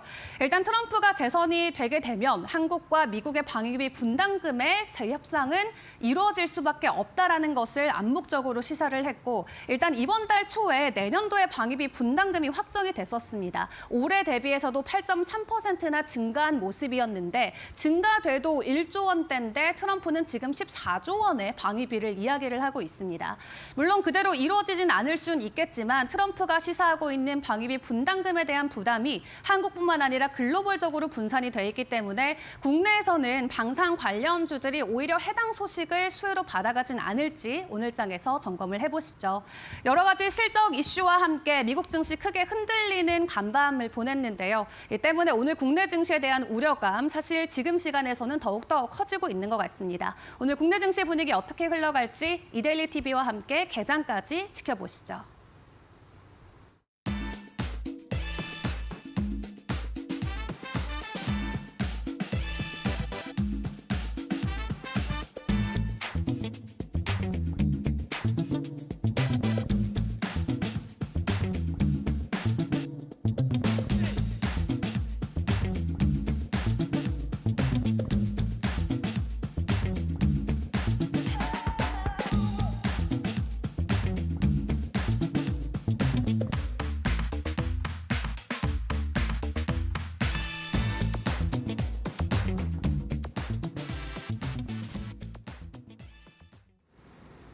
뉴욕 증시가 보내온 시그널들만 또 따로 한 번 더 정리하면서 국내 증시 대비하는 시간 갖도록 하겠습니다. 일단 한눈에 볼 수 있는 뉴욕 증시 정리해 보겠습니다. 화요일장 마감 상황 3대 주요 지수 일제히 하락했습니다. 다우 지수가 0.75% 내렸고요. 나스닥이 1% 이상 그리고 S&P 500 지수도 0.76% 하락하는 모습이었습니다. 투자 심리가 전반적으로 위축됐다라는 것을 알 수가 있었는데요. 빅테크 안에서는 조금 엇갈리는 흐름들이 나오는 모습이었습니다. 애플은 1.1% 상승 마감했는데 장중에는 더 크게 오르면서 52주 신고가 기록을 했습니다. 그리고 엔비디아 국내 증시에 영향을 많이 미치는 종목 중 한 가지죠. 4%대 하락세를 나타냈는데 국내 증시 반도체주에 어떤 흐름을 줄지 오늘 주목을 해보셔야겠습니다. 테슬라는 밤 사이에 0.19%로 소폭 강세로 마감을 했네요. 그리고 국제유가 최근 국내 증시 석유주와도 관련성이 굉장히 깊은데요. 밤 사이에는 4.4% 크게 하락하는 모습이었습니다. 이스라엘이 이란의 원자력과 석유시설 타격 가능성이 낮아졌다. 안 할 것 같다라는 보도가 나오면서 국제유가 크게 급락을 했는데 석유주 주목해 보셔야겠고요. 주요 지표로는 제조업 지표가 있었습니다. 10월 엠파이어 스테이트 제조업 현황 지수, 그러니까 뉴욕 지역의 제조업 지수가 마이너스 11.9로 집계가 됐습니다. 9월 수치에 비해서 정말 크게 떨어진 수치였고요. 또 5개월 만에 가장 약한 수준을 기록을 하면서 제조업의 위축세는 지속되고 있다는 게 확인이 됐습니다. 그렇다면 서비스업이 잘 버텨줘야 미국의 전반적인 경제가 성장할 수 있다는 것은 염두에 두시면 좋을 것 같고요. 주요 발언과 이슈들 체크를 해보면요. 일단 메리데일리 샌프란시스코 연은 총재, 금리가 정착하기까지 먼 길을 가야 한다. 즉 계속해서 금리 인하가 이루어질 것이다라는 뜻을 시사했습니다. 그 말인즉슨 시장이 그래도 기대하고 있는 금리 인하 사이클이 지속될 것이라는 그런 기대감 유지시켜준 것으로 보여지고요. 또한 여기에 적진 않았지만 이날 대형 은행들이 계속해서 좋은 실적을 공개하고 있습니다. 하나같이 금리 인하로 인해서 영업 환경이 개선되고 있다라는 이야기를 했는데요. 즉 이런 시그널들과 함께 맞물려진다면 미국의 연착륙 가능성은 더더욱 커질 것으로 보여집니다. 연착륙 가능성은 장기적으로 보면 주식시장, 위험 자산의 긍정적인 신호로 해석될 수 있습니다. 그리고 그 긍정적인 신호가 이미 조금씩 포착이 되고 있죠. 10월 뱅크 오브 아메리카의 글로벌 펀드 매니저 서베이를 보면요. 74%가 미국의 경기 침체 없다라고 응답한 것으로 확인됐습니다. 2020년 6월 이후 낙관적인 전망이 가장 강하다고 합니다. 이런 강한 심리, 위험 자산의 호재로 읽힐 수 있고요. 그리고 UBS도 2025년 말 S&P 500의 전망치로 6,400포인트를 제시하는 모습이었습니다. 이렇게 되면 일단 지금 단기적으로는 흔들림이 있을지라도 장기적인 측면에서는 위험 자산 시장, 주식시장에 대한 긍정적인 시그널로 해석을 해볼 수 있겠습니다. 이렇게 간략하게 정리를 해봤는데 화요일장 히트맵을 통해서 조금 더 자세하게 들어가 보겠습니다. 유독 큰 하방 압력을 받았던 곳들 제가 노란색으로 네모 표시를 해놨는데요. 사실 여기 보험주도 굉장히 큰 하방 압력을 받았습니다만 미국 자체의 그런 개별적인 기업 실적과 이슈로 인해서 하방 압력을 받은 것인 만큼 국내 보험주로까지 연결될 것 같진 않습니다. 그렇기 때문에 반도체 섹터 그리고 에너지 섹터 한번 자세하게 들여다봐야 될 것 같습니다. 반도체부터 함께 보실까요? 반도체주 크게 하방 압력을 받았다고 지금 마켓 시그널 시간 내내 말씀드리고 있는데요. ASML 경고가 그 시발점이 됐습니다. AI 부분은 여전히 강한 성장이 기대되지만 다른 부분은 기대했던 것보다 더디게 회복될 것 같다라는 이야기가 나왔고요. 중국 매출이 좀 2분기에 비해서 약해지는 모습들 나타나고 있다라는 시그널도 포착이 됐습니다. 내년 순 매출 규모도 이전 전망치 절반 그리고 3분기 순 예약 규모도 월가 전망치의 절반가량에 미치는 그런 모습들을 나타났죠. 실적 부진이 예상이 되고 있습니다. 사실 ASML이 지금 공급하고 있는 장비는 최첨단 반도체를 생산하기 위해서는 필수적인 장비로서 먼저 갖춰줘야 되는 장비가 되겠습니다. 그렇기 때문에 ASML이 하는 이야기나 실적의 경우 반도체 업계의 선행지표라고도 읽혀질 수가 있는데요. 그럼 선행지표를 알리는 ASML의 실적이 부진한 것으로 확인이 되다 보니까 ASML 주가는 물론 다른 반도체주의 동반 하방 압력이 가해진 것으로 해석이 되고 있습니다. 그리고 이날 ASML의 경고 외에도 다른 이슈들도 있었는데요. 블룸버그 통신이 보도했습니다. 바이든 정부가 국가별로 엔비디아와 AMD 등의 AI 반도체 수출 상한선 설정하는 것을 논의 중이다라는 이야기를 했습니다. 이 말인즉슨 중국 외의 다른 국가들로도 수출이 좀 제한이 걸릴 수 있다라는 뜻으로도 해석이 될 수가 있겠는데요. 수출에 제한이 걸린다면 당연히 반도체 기업 실적에는 악영향을 줄 수밖에 없겠죠. 이런 부분들이 우려로 먼저 반도체주에 반영이 된 것으로 보여집니다. 하지만 앞으로 우리가 지켜봐야 될 이슈들 아직 남아 있습니다. TSMC 현지 시간 17일에 실적 발표합니다. 향후 가이던스 어떻게 제시하는지 주목해볼 필요가 있겠고요. 델 테크놀로지스는 다음 달부터 엔비디아의 블랙웰을 탑재한 제품을 출시한다고 합니다. 이런 출시 초기 반응에 대해서도 살펴보면서 블랙웰 지금까지 수요가 강하다라는 것 젠슨 황 엔비디아 CEO의 입을 통해서 확인해 봤는데 실제로 수치를 통해서도 확인이 필요할 것으로 보여집니다. 과연 이런 두 가지 여러 가지 모멘텀들이 반도체주에 대한 투자 심리를 다시 살려낼 수 있을지 한번 지켜보시죠. 에너지주도 한번 살펴보도록 하겠습니다. 엑소모빌, 쉐브론, 코노코, 필립스 그리고 다른 종목들까지 모두 다 큰 하방 압력을 받았는데요. 밤 사이에 WTI가 4.4% 크게 하락하면서 배럴당 70달러 선까지 내려왔기 때문입니다. 워싱턴 포스트가 지금 이스라엘이 이란의 원자력과 석유 관련 시설을 타격할 가능성은 낮다고 미국에 밝혔다라는 그런 내용을 보도하면서 국제유가가 크게 하락한 것으로 보여지는데 요새 들어서 국제유가의 국내 석유주도 움직임이 매우 강하게 연관이 돼 있습니다. 미미 뉴욕 증시에서 석유 관련주 내렸죠. 국내 증시에선 또 어떤 흐름 보일지 체크해 볼 필요가 있을 것 같습니다. 또 국내 증시에 영향을 미칠 수 있는 다른 두 가지 이슈 점검을 해보고자 합니다. 일단 애플 관련주 한번 주목을 해보셔야 될 것 같은데요.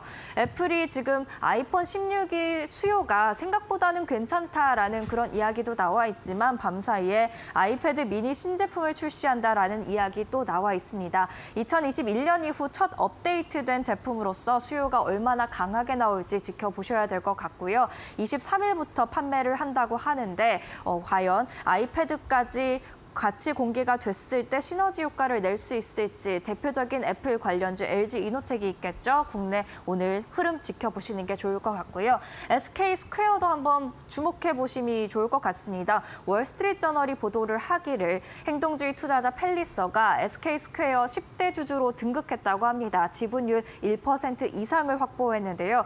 SK 스퀘어는 사실 SK 하이닉스의 대주주, 최대 주주입니다. 그럼에도 불구하고 상대적으로 저평가 평가됐다. 그래서 이 주가를 부양시키기 위해서 펠리서가 주가 부양시키기 위한 여러 변화를 강력하게 촉구할 것으로 예상이 되고 있습니다. 그에 따라서 SK스퀘어의 주가 오를 수 있을지 한번 기대를 해볼 수 있을 것 같은데요. 일단 최대 주주인 만큼 SK하이닉스와의 주가 연관성이 굉장히 크더라고요. 오늘 어느 부분에 조금 더 초점을 맞춰서 움직일지는 지켜보셔야 될 것 같습니다.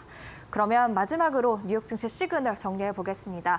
ASMR 경고로 반도체주 하락을 했습니다. 국내 반도체주 오늘 아무래도 부진한 흐름이 예상되는 가운데 앞으로 지켜봐야 될 부분들은 있다라고 말씀을 드리겠고요. 국제유가 급락했습니다. 석유주 주목하셔야겠고 애플 52주 신고가 썼습니다. 애플 관련주 움직일지 보시죠. 그리고 SK스퀘어 주가도 보셔야 될 텐데 오늘 혹시 SK하이닉스가 주가 하방 압력을 받는다면 이에 더 영향을 받을지 아니면 행동주의 투자자에 대한 기대감을 더 영향을 받을지는 불분명해 보입니다. 계속해서 지켜보시죠. 이렇게 뉴욕 증시가 보낸 시그널들까지 만나봤습니다.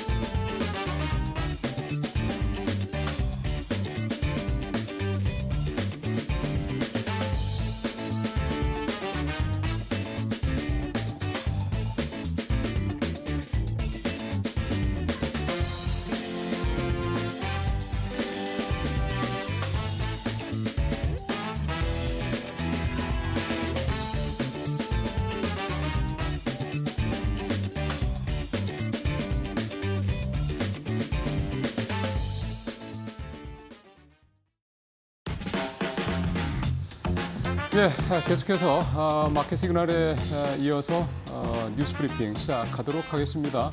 자, 오늘은 10월 16일 수요일입니다. 이데일리 오늘 기사 어떤 뉴스 있는지부터 좀 살펴보죠. 엔비디아 훈풍 불자 반도체 소부자 활짝.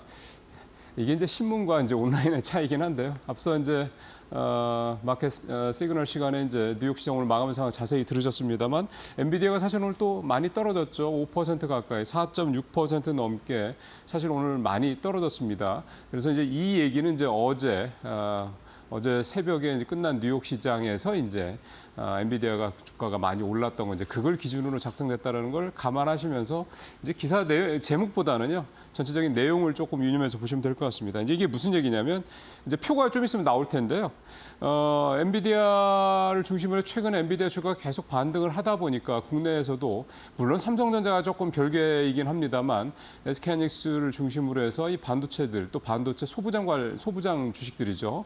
주가가 상당히 좀 좋았습니다. 지금 표에서도 보시는 것처럼 DI, IMT, 미래반도체, PMT, 주성엔지니어, 리노공업 등 주요 반도체 관련된 이 소재주들, 장비주들 이런 부품주들 주가가 좀 많이 좀 오르는 그런 모습들이 보였습니다. 사실 이제 우리가 반도체 하면은 삼성전자로 바로 이제 연결이 되고 삼성전자가 나쁘면 주가가 떨어지면 이제 반도체 관련주들이 다 이제 동반해서 하락한다. 사실 이 공식에 워낙에 오랫동안 이렇게 익숙해 있다 보니까 사실 관성이 좀 생겼죠. 그리고 최근에 삼성전자가 좋지 않으니까 반도체주들도 다 동반해서 안 좋을 것을 생각을 하고 있지만 최근에 소부장들 주가 보면 삼성전자라든가 전체적인 국내 쪽보다는 해외 쪽 분위기, 즉 엔비디아 중심의 미국에서의 반도체주 강세 분위기에 편승해서 가고 있다라는 그런 모습이 좀 나오고 있습니다. 물론 이제 중국이 워낙 범용 반도체 쪽에서 따라오다 보니까 우리는 이제 HBM 관련된 쪽으로 조금 더 강한 모습을 보이고 있다라는 그런 특징이 나타나고 있긴 합니다만 어쨌든 엔비디아를 중심으로 해서 미국에서 반도체 주들이 계속해서 좀 좋은 모습을 보이고 있는 게 국내에서도 일종의 이제 따뜻한 바람, 훈풍이 불어오는 걸 좀 우리 소부장주들이 받고 있다 이런 얘기인데요. 일단 관건은 오늘 ASML 주가가 워낙에 크게 폭락을 하다 보니 또 폭락의 이유가 인텔이나 삼성전자 등 다른 대형 엔비디아 쪽 아닌 다른 반도체주들 쪽, 특히 파운드리 쪽의 상황이 좋지 않다라는 점이 나오고 있다는 것 때문이기 때문에 이게 이제 앞으로 이제 반도체 소부장주들한테 어떤 식으로 영향을 미치지? 왜냐하면 인텔이나 삼성전자 같은 이런 이 앞에 있는 그 이를테면은 이제 장비나 이 부품들을 이제 주문하는 회사가 실적이 부진하고 영 업황이 좋지 않으면 당연히 그게 후방 업체들한테까지 영향을 미칠 수밖에 없기 때문에 그런 영향들이 이제 앞으로 우리 소부장주들한테도 미칠 여지가 분명히 있다. 이 부분도 감안하시면서 소부장주들은 살펴보셔야 될 것 같습니다. 예, 미국은 전기차가 2분기에 좀 주춤을 해서요. 미국 전기차가 좀 시원찮은 게 아니냐 그런 어떤 분석들이 많았고 뭐 전기차 캐즘 상황이니까 어쩔 수 없지 이렇게 생각들을 하고 있었는데 3분기에 미국에서 전기차 판매가 꽤 늘었습니다. 전분기 대비 8.9% 늘었으니까 근 10% 가까이 미국에서 전기차 판매가 늘었거든요. 자, 전기차 판매가 늘어난 이유를 좀 분석을 해보면 일단은 기본적으로 뭐 할인이라든가 여러 가지 인센티브 이런 것들이 반영이 된 거는 분명히 있는데요. 전체적으로 미국에서 판매되는 차량에서 전기차 차지하는 비중이 계속 늘고 있다라는 거는 뭔가 물론 뭐 지금 캐즘 시대 아직은 캐즘이 완전히 해소됐다고 볼 수는 전혀 없기 때문에 뭐 그렇게 너무 낙관적으로 볼 수는 없겠지만 전 세계에서 가장 큰 자동차 시장인 미국에서 전기차가 꾸준히 팔리고 있다라는 점에서 봤을 때는 이 캐즘이 어느 정도 이제 고점을 찍고 조금씩 내려가는 쪽으로 좀 해소되는 쪽으로 방향을 틀었다 이렇게 볼 수도 있지 않을까 그렇게 좀 생각을 합니다. 그다음에 좀 최근에 유럽에서 2만 유로대, 그러니까 우리 돈으로 따지면 3천만 원이 안 되는 그런 전기차가 나오기도 했고요. 뭐 잘 아시는 것처럼 중국에서 이미 뭐 $10,000 전후의 그런 전기차가 나오고 있는 상황이다 보니까 이런 전기차의 가격이 계속해서 낮아지고 있다는 점, 또 충전시설 같은 전기차 관련된 인프라들이 계속해서 확충이 되고 있다는 점들을 좀 감안을 한다고 하면 어쨌든 전기차 캐즘과 관련된 그런 우려는 조금씩 좀 둔화되고 있다 이렇게 봐도 과언은 아닐 것 같습니다. 이런 상황에서 이제 또 낭보가 전해진 거는 LG 엔솔이 또 이제 이번에 미국 포드사에 13조 원 규모의 배터리 공급 계약을 맺었다라는 거. 그러니까 지난번에 2달 전이나요? 이제 르노에 5조 원대 정도 그때 정확하게 이제 금액은 나오지 않았습니다. 대략 한 5조 원 정도 공급 계약 맺었었고 그 다음에 얼마 전에 벤츠하고 또 공급 계약 맺었었고 그래서 국내 배터리 3사 중에서 어쨌든 LG 엔솔이 계속해서 이 배터리의 장기 또 대규모 공급 계약들을 잇따라 하고 있다라는 점도 어쨌든 뭔가 앞에 너무 깜깜하지만은 않구나 이런 느낌을 좀 가질 수 있는 그런 대목이라고 좀 볼 수가 있겠습니다. 자, 삼성전자 얘기 관련해서인데요. 이것도 최근에 한 달 그 ETF 수익률을 좀 비교를 해보니까요. 이게 동일 가중 ETF, 그러니까 만약에 10개 종목이 한 ETF 상품에 편입이 됐으면 그 10개 종목이 다 10%씩 이렇게 비중이 되는 게 동일 가중이고요. 10개 종목이 들어가 있는데 이를테면 첫 번째 종목, 제일 큰 종목이 한 30% 들어가 있고 나머지 종목들이 이제 시총에 따라서 비중이 나눠져 있는 거, 시총에 따른 이런 가중지수, 이런 뭐 산출 종목도 있고 합니다. 근데 지금 최근에 삼성전자가 워낙에 주가가 부진하다 보니까 동일 가중된, 그러니까 똑같이 모든 편입 종목들의 비중을 똑같이 한 ETF 상품과 삼성전자, 그러니까 시총에 따라서 들어가기 때문에 삼성전자 비중이 높은, 편입 비중이 높은 그런 ETF 상품과 이 수익률 차이가 꽤 크게 나는 것으로 나타났습니다. 표 한번 보시죠.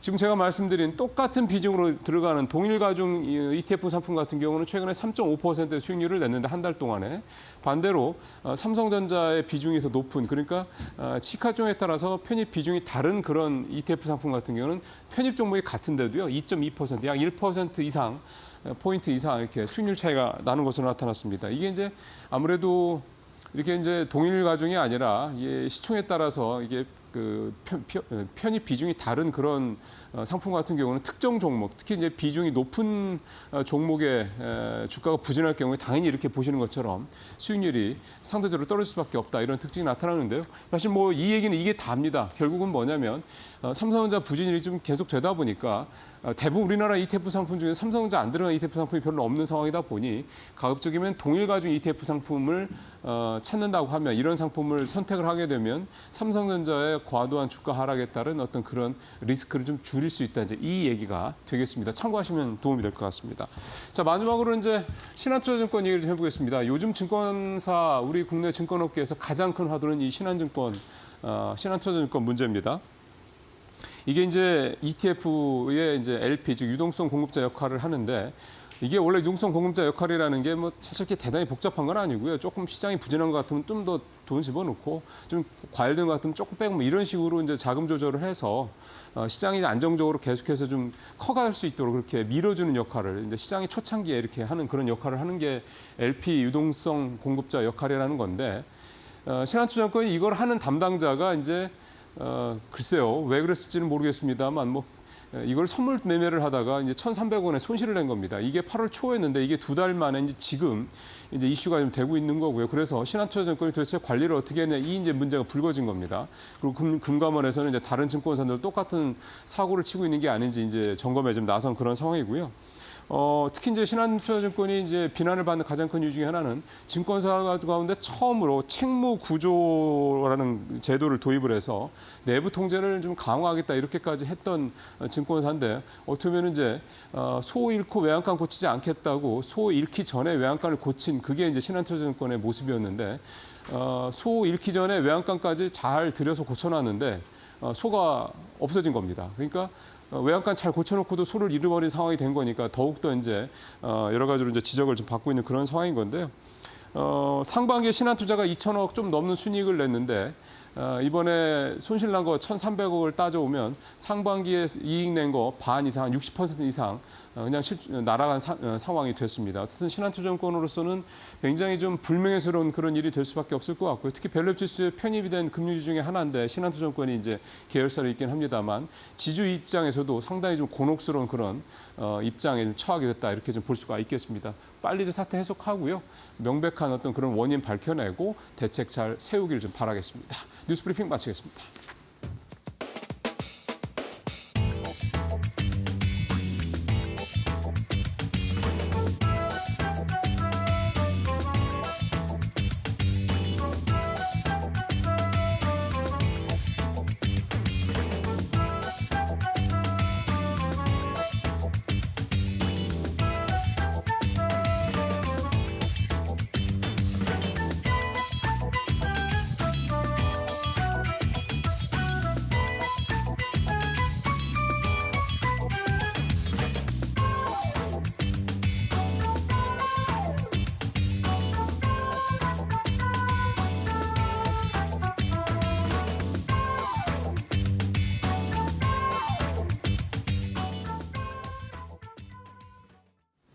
네, 마켓 비하인드 바로 이어가겠습니다.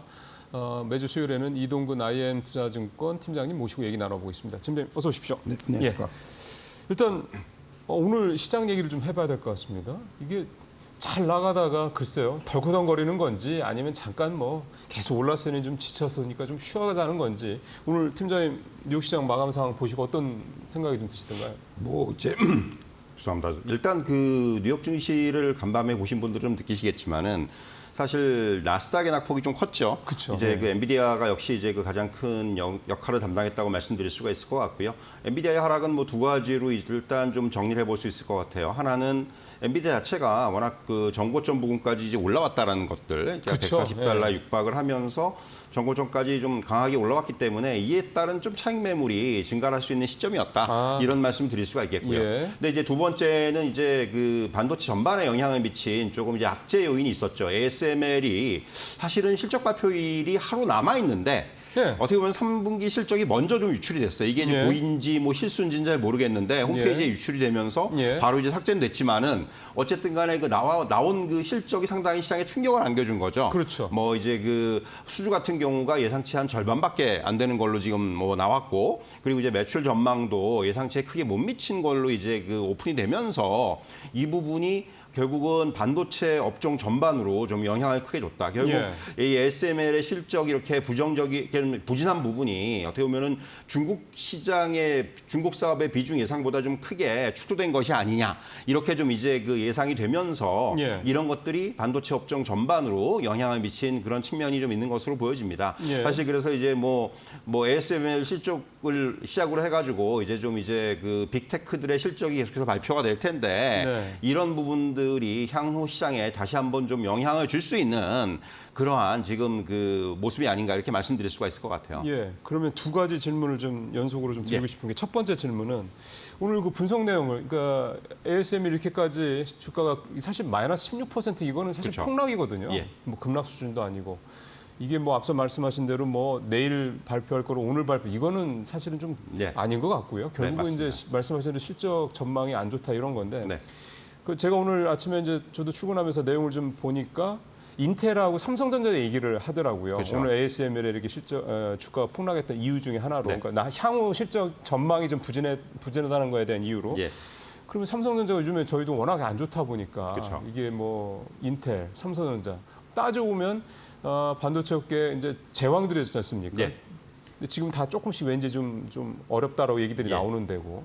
그럼 ASML의 이런 오늘 부진한 향후 실적 가이던스가 결국은 인텔과 삼성전자의 좀 향후의 어떤 성장 관련돼서 조금 부진하다? 또는 좀 어렵다? 이렇게 또 연결지어서 좀 해석을 해봐야 될까요? 사실 이제 그 ASML의 실적이 이렇게 약간 그 오픈이 된 다음에 이제 그 분석 그 이제 그러니까요. 외신들을 보면은 사실 그런 얘기들을 했어요. ASM이 이렇게 좀 가이던스가 이제 향후에 좀 부정적이다 이런 것들은 결국 지금 시장에서 반도체 시장에서 AI를 제외하면은 다른 칩들 모든 종류의 칩에 대해서 수요가 약하다 예. 이런 쪽으로 좀 받아들일 수가 있다라는 그런 분석들이 나왔다는 거죠. 그러니까 그렇죠. 앵커께서 말씀하신 대로 사실 지금 좀 그 상대적으로 영향을 많이 받는 쪽이 삼성전자가 아니겠는가 생각이 맞습니다. 들어요. 사실 이제 네. 삼성전자가 지금 이번에 잠정 실적 발표했는데 아시다시피 시장의 예상보다도 더 조금 이제 부정적인 그 실적을 잠정 실적을 발표를 했죠. 그렇죠. 그렇기 때문에 결국은 이러한 삼성전자의 부진이 조금 더 이어질 수 있는 게 아니냐라는 그런 우려를 자아내기에는 어느 정도 예. 좀 영향을 줄 것으로 보여지고요. 네. 결국 뭐 이렇게 되면은 사실 시장에서도 이미 그런 얘기들 많이 하죠. 우리나라 이제 반도체 투탑 중에서 SK하이닉스와 삼성전자는 좀 다르게 봐야 된다는 얘기를 많이 하지 않습니까? 네.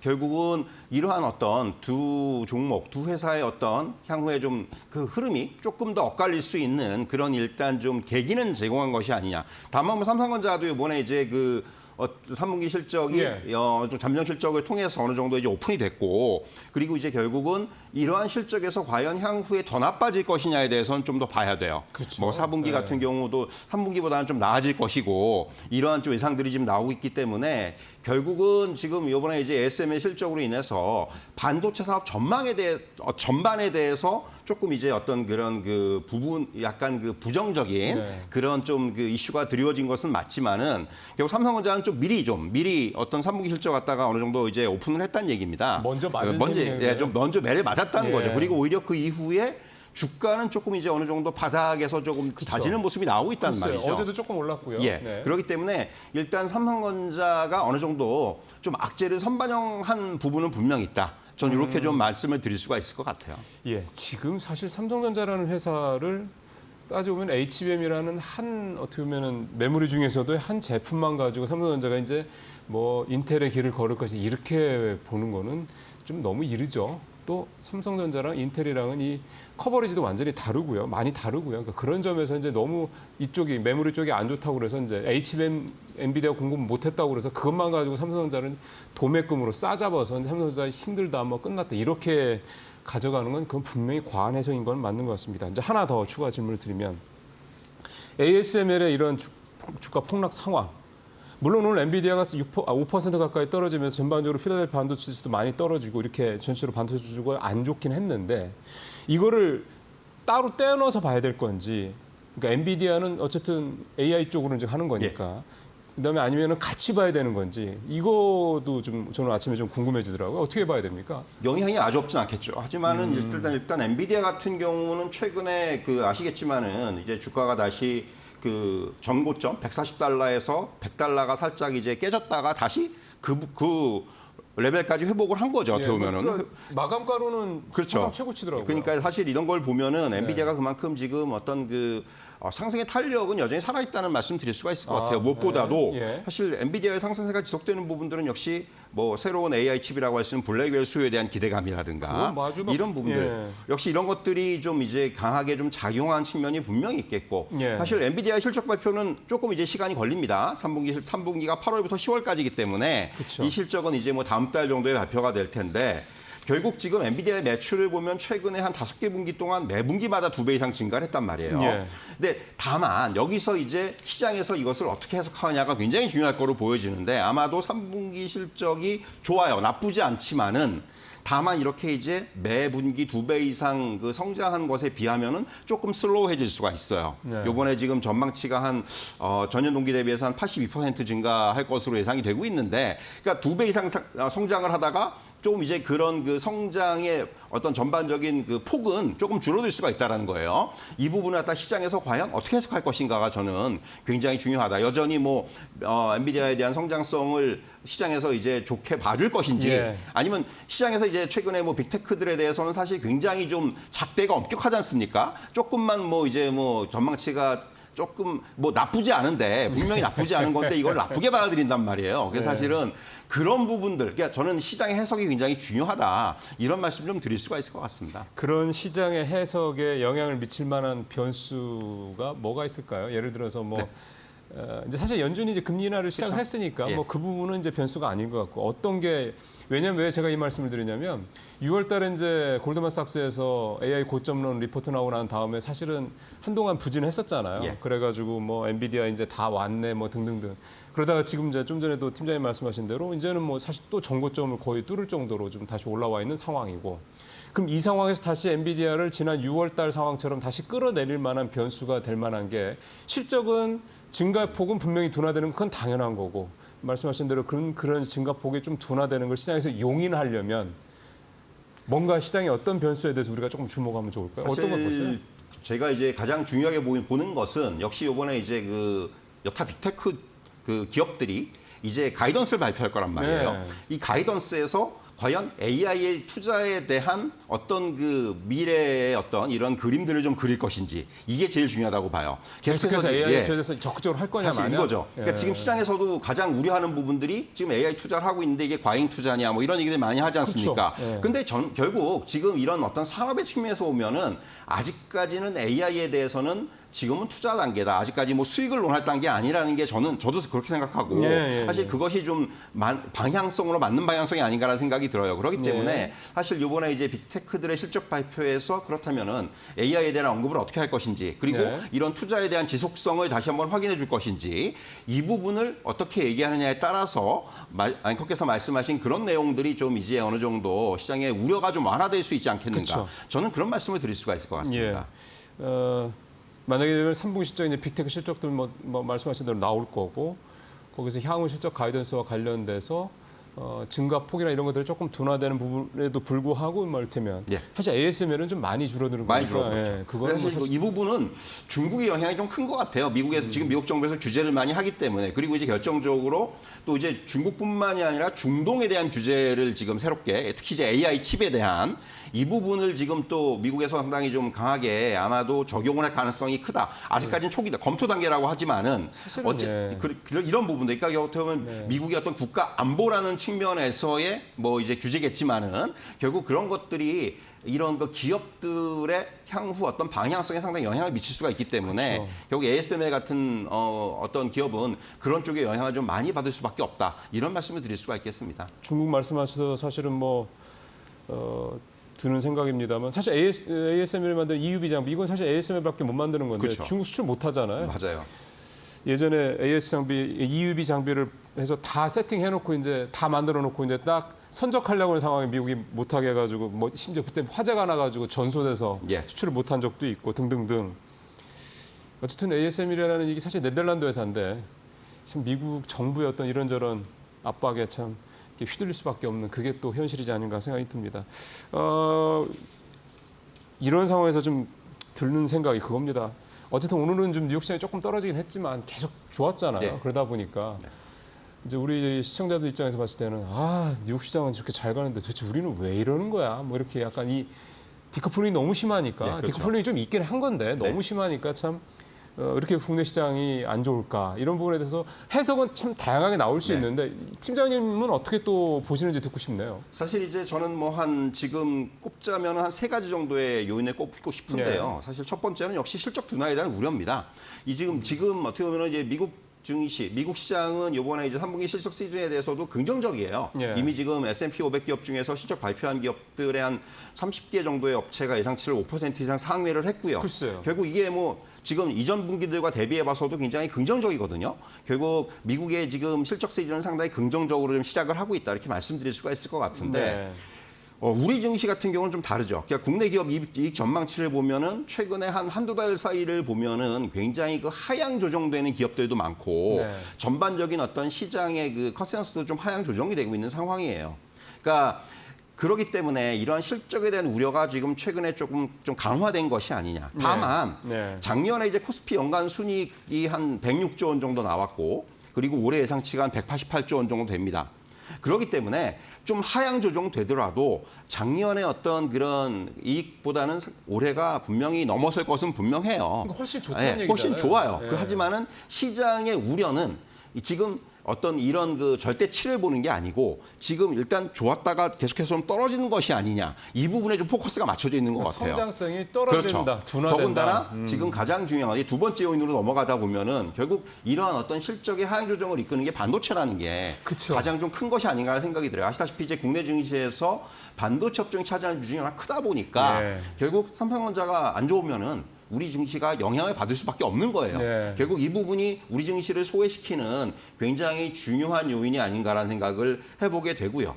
하지만 이제 앞서도 잠깐 언급드렸지만 삼성전자는 이미 어느 정도 이런 악재 요인들을 상당히 반영한 것이 아닌가라는 생각이 들어요. 선반영됐다. 그리고 네. 눈높이도 상당히 낮아져 있는 상황이고 그렇죠. 뭐 밸류에이션이나 이런 측면에 보면은 분명히 좀 이제는 저평가되어 있는 건 맞기 때문에 결국 이런 악재 요인들을 어떻게 헤쳐나가느냐가 삼성전자 입장에서도 그리고 우리 증시 입장에서도 중요하다 이렇게 말씀드릴 수가 있을 것 같고요. 그다음에요. 그다음에 세 번째 요인을 들자면 전 이게 제일 중요하다고 보는데 저는 지금 가장 중요한 건 수급 공백이에요. 외국인 말씀하시는 거죠? 외국인도 그렇고 거래 자체가 너무 없어요. 아, 거래 양 자체가 줄어들었다. 코스피와 예. 코스닥의 거래 대금을 보면은 최근에 보면 뭐 한 14조, 15조, 16조 요 수준에서 왔다 갔다 합니다. 아시겠지만은 시장이 좀 어느 정도 좋았을 때 어떤 거래와 비교하면 지금 절반 수준이거든요. 그럼 코스피가 좀 잘 나갈 때 대략 어느 정도 돼야 되는 지금 거예요? 코스피와 코스닥을 합쳐가지고 적어도 20조는 넘어서야지 아. 그때부터 이제 어느 정도의 시장이 좀 원활하게 뭐 좀 이제 그 어떤 자금이 골고루 갈 수가 있는데 지금 이렇게 이제 좀 그 수급이 굉장히 그러니까 거래 자체가 줄어들다 보니까 어제 같은 경우도 이제 그런 현상이 나타났단 말이에요. 어제 오전장에는 반도체가 좋았어요. 맞아요. 근데 오후장으로 오면서 반도체에서 자금이 빠져나와서 바이오로 가더라고요. 아. 이게 무슨 얘기냐면은 동시에 못 올라요. 그러니까 이게 예, 예, 자금이 이제 없다 보니까 맞습니다. 결국은 이게 마치 무슨 뭐 메뚜기처럼 옮겨 다니면서 이게 어떤 시세 연속성도 보장을 못하고 순환매라고 하는 표현은 그러니까 익숙하죠? 순환매도 아닌 거죠. 어떻게 보면 왜요? 왜냐하면은 너무 짧아요 이게. 아, 이게 그때 어떤 움직이다 보니까 이게 순환매라고 보기에도 어려울 정도의 지금 자금 이동이 너무 단기적으로 나타나고 있다는 얘기입니다. 이거는 결국은 지금 시장의 유동성이 그만큼 없다는 얘기예요. 그렇죠. 전 이게 굉장히 중요하다고 생각을 하고 여기에다 이제 좀 더 부연을 하자면은 결국 그런 부분들이 외국인이 계속해서 이제 매도 우위로 나오면서 예. 결국 시장에 어떤 영향 크게 준다라는 거고요. 이 외국 과거 같으면 사실은 수급이 좋다면은 외국인이 매도를 하더라도 이걸 받아줄 수 있는 매수세가 있는데 그렇죠. 지금은 그게 없다 보니까 변동성도 커지는 그러한 또 요인으로 작용한다는 거죠. 그렇기 때문에 이게 우리 증시가 지금 상대적으로 디커플링 될 수밖에 없는 제가 요인들을 몇 가지 꼽아봤는데 예. 저는 제일 중요한 건 지금 수급이라고 생각을 합니다. 그렇죠. 이게 어느 정도 지금 살아나 줘야지만이 우리 증시가 조금 이런 디커플링에서 벗어날 수 있지 않겠는가 이런 말씀을 드릴 수가 있을 것 같아요. 그러니까 외국인이 지금 사실 상징적인데 심지어 외국인 따라하기 투자법이 있을 예, 정도잖아요. 그렇죠. 근데 지금 말씀하신 대로 수급 중에서도 결국은 이제 외국인이 특히 삼성전자 어제까지 25일 연속 예. 순매도 했고 외국인이 그러면 사실 외국인 뭐 들어왔다 나갔다 하는 건 네. 맞는데 요즘에 환율이 좀 하락했다가 다시 올라간다고 그러면 네. 지금 1,360원대까지 예. 환율이 올라갔거든요. 그런다고 그러면 이게 좀 외국인들이 다시 좀 유입될 수 있는 여지를 줄 수 있을까요? 사실 이제 뭐 지금 환율도 중요합니다만은 사실 환율 이전에 저는 결국은 중요한 부분들은 삼성전자를 비롯한 반도체라고 생각을 해요. 이게 얘네들이 수치가 결국은 실적이 좋아져야 된다. 그렇죠. 이게 결국은 우리 시장에서 외국인들이 차지한, 그러니까 특히 이제 중요하게 차지하는 비중은 결국 반도체 쪽에 네. 중심이 돼 있기 때문에 그런 부분들을 감안한다면 일단 반도체가 좀 살아나줘야지만이 네. 여기서 이제 외국인들의 수급이 다시 들어올 수 있는 요인이 되지 않겠는가라는 말씀 드릴 수가 있을 것 같고요. 네. 다만 이제 어제 이제 시장을 보면서 조금 그나마 위안을 삼은 것은 삼성전자에 대한 매도 규모는 확실히 줄어들고 있어요. 그래, 어제도 그렇더라고요. 그렇기 네. 때문에 그런 부분들이 이제 거기서 과연 이제 이런 매도가 어느 정도 멈춘다면은 거기서부터는 다시금 그리고 이제 어제 외국인들이 전체 시장에서 순매수를 좀 비교적 크게 했거든요. 네. 최근 시장에선 그래도 좀 보기 드물 정도로. 그렇죠. 그렇기 때문에 일단 외국인들의 전반적인 매도 클라이막스는 어느 정도 지난 것이 아닌가라는 생각도 좀 해보게 됩니다. 물론 오늘 또 이제 시장을 좀 봐야 되겠지만은 그렇죠. 네. 이러한 부분들은 어느 정도 좀 염두에 둘 필요가 있을 것 같습니다. 좀 전에 그 시장에 이제 이 거래가 줄다 보니까 그 시장에 이제 유동성이 좀 부족해진 거죠. 그렇죠. 결국은 한쪽으로 뭐 이렇게 여러 군데를 한꺼번에 돈이 이제 골고루 분산돼서 들어가는 상황이 아니고 이제 어느 한쪽으로 이제 싹 몰리고 그러다 보니까 또 짧게 끝나고 또 다른 데로 이는 이제 팀장님 메뚜기 장사라는 네. 표현을 쓰셔서 이제 앞으로 저도 이제 잘 활용을 하겠습니다만 그런 상황이었는데 좀 전에 그래서 말씀하신 게 오전에 반도체로 갔던 자금이 오후에는 바이오로 갔다 이 말씀을 네. 하셨단 말이에요. 어제 그래서 바이오 굉장히 좋았어요. 네. 뭐 52주 신고가 종목도 쏟아지고 예. 어떻게 보셨습니까? 사실 이제 어제 바이오 업종은 두 가지 정도의 그 흐름을 네. 보였는데 최근의 흐름을 보면 일단 우리가 이제 바이오에서 대장이라고 할 수 있는 종목들 뭐 예를 들면 알테오젠이라든가 또 그리고 이제 어제 가장 눈에 띄는 종목은 유한양행이었어요. 예. 그러니까 그저께는 알테오젠이 신고가였고 어제는 유한양행이 신고가를 보였습니다. 이게 무슨 예. 얘기냐면은 이제는 제약바이오 업종에서 어느 정도 과거처럼 우리가 얘기하는 좀 이제 꿈을 먹고 사는 쪽보다는 어느 정도 이제 숫자가 찍히는 쪽에서의 시세가 지금 이제 분출이 되고 있다는 얘기죠. 또 하나 삼성바이오로직스 같은 경우도 어제 정고점 근처까지 다시 이제 그 상승을 하는 조정을 받다가 그런 모습을 나타냈기 때문에 결국은 지금 이런 무슨 얘기냐면 과거처럼 뭔가 뭐 신약 개발이다 아니면 무슨 뭐 이제 기술 이전이다 이런 작은 종목들이 그런 것을 가지고 어떤 이런 그 수급이라든가 이런 부분들의 힘을 입어서 이제 주가를 끌어올리는 이러한 흐름보다는 그러니까 이제는 단발성 재료에서 그렇죠. 급등하는 그런 거 말씀하시는 거죠? 그렇죠. 이제 그런 것보다는 이제는 어떤 구조적인 좀 흐름이 긍정적으로 좀 나타나는 종목들이 늘어나고 있다. 이거는 이제 좀 약간 우리가 얘기하는 내용이 있는 유한양행도 이제 아시다시피 대규모의 기술 수출 뭐 이런 부분들 삼성바이오로직스, CDMO 이런 것들을 가지고 이제 이런 그 주가를 끌고 가는 이러한 종목들이 늘어나고 있다는 부분은 상당히 긍정적이고요. 그 배경엔 역시 이제 무엇보다도 근본적으로 이제 저금리 상황이라는 부분들, 이제 그렇죠? 금리 인하 사이클이 네. 나타나면서 네. 이 저금리 상황에서의 어떤 바이오 업종에 대한 관심이 커지는 부분들을 우리가 얘기하지 않을 수 없을 것 같고요. 그리고 이제 미국의 생명보험법 수혜라든가 신약 허가 이런 부분들에 대한 또 이제 어떤 밸류에이션 리레이팅에 대한 기대감들 네. 이런 것들이 분명히 있어요. 그리고 또 하나는 역시 이제 어제 또 하나 눈에 띄는 흐름은 역시 비만 관련된 이쪽이 굉장히 강했습니다. 어제 위고비에서 그쵸. 어제 위고비가 아니죠. 어제 그 노보노디스크에서 그 예. 무슨 행사했다면서요? 예, 맞아요.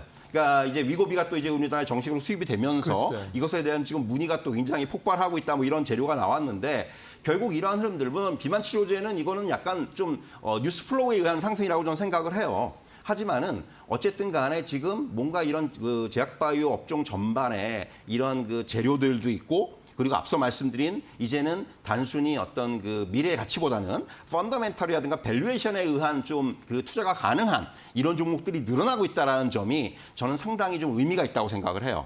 그래서 예. 제약바이오는 상당히 저는 계속해서 지금 그 대장주들의 흐름이 나쁘지가 않기 때문에 꺾이지가 않고 있기 때문에 이런 흐름들이 저는 좀 유지가 되지 않겠는가라는 말씀을 좀 드릴 수가 있을 것 같습니다. 그러니까 바이오주 이것도 사실은 관성이죠. 그러니까 그렇죠. 예전에 바이오가 그랬어. 아유 바이오는 여전히 좀 너무 리스크가 커.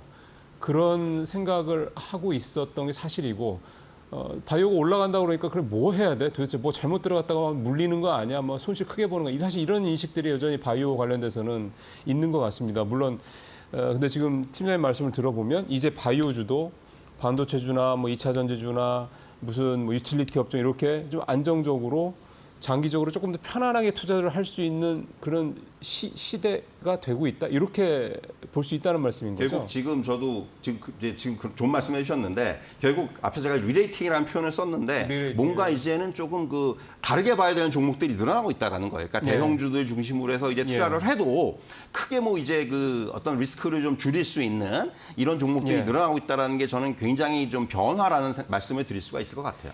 예, 오늘 뭐 전체적으로 이제 시청자분께서 좀 궁금해하실 만한 오늘 뉴욕 시장에서의 어떤 그런 부분들, 그 다음에 삼성전자 관련 반도체 관련 부분들 이런 부분들 중심으로 좀 말씀을 들었고요. 마지막으로는 바이오 관련돼서 어떻게 접근하면 좋을지에 대한 말씀까지 들었습니다. IM증권 이동근 팀장과 얘기 나눠봤습니다. 수고하셨습니다. 예. 자, 마켓나우 이제 일부로 바로 들어가서요. 이제 시장 얘기를 좀 바로 본격적으로 좀 해보도록 하겠습니다. 저는 잠시 후에 일부에서 뵙도록 하겠습니다.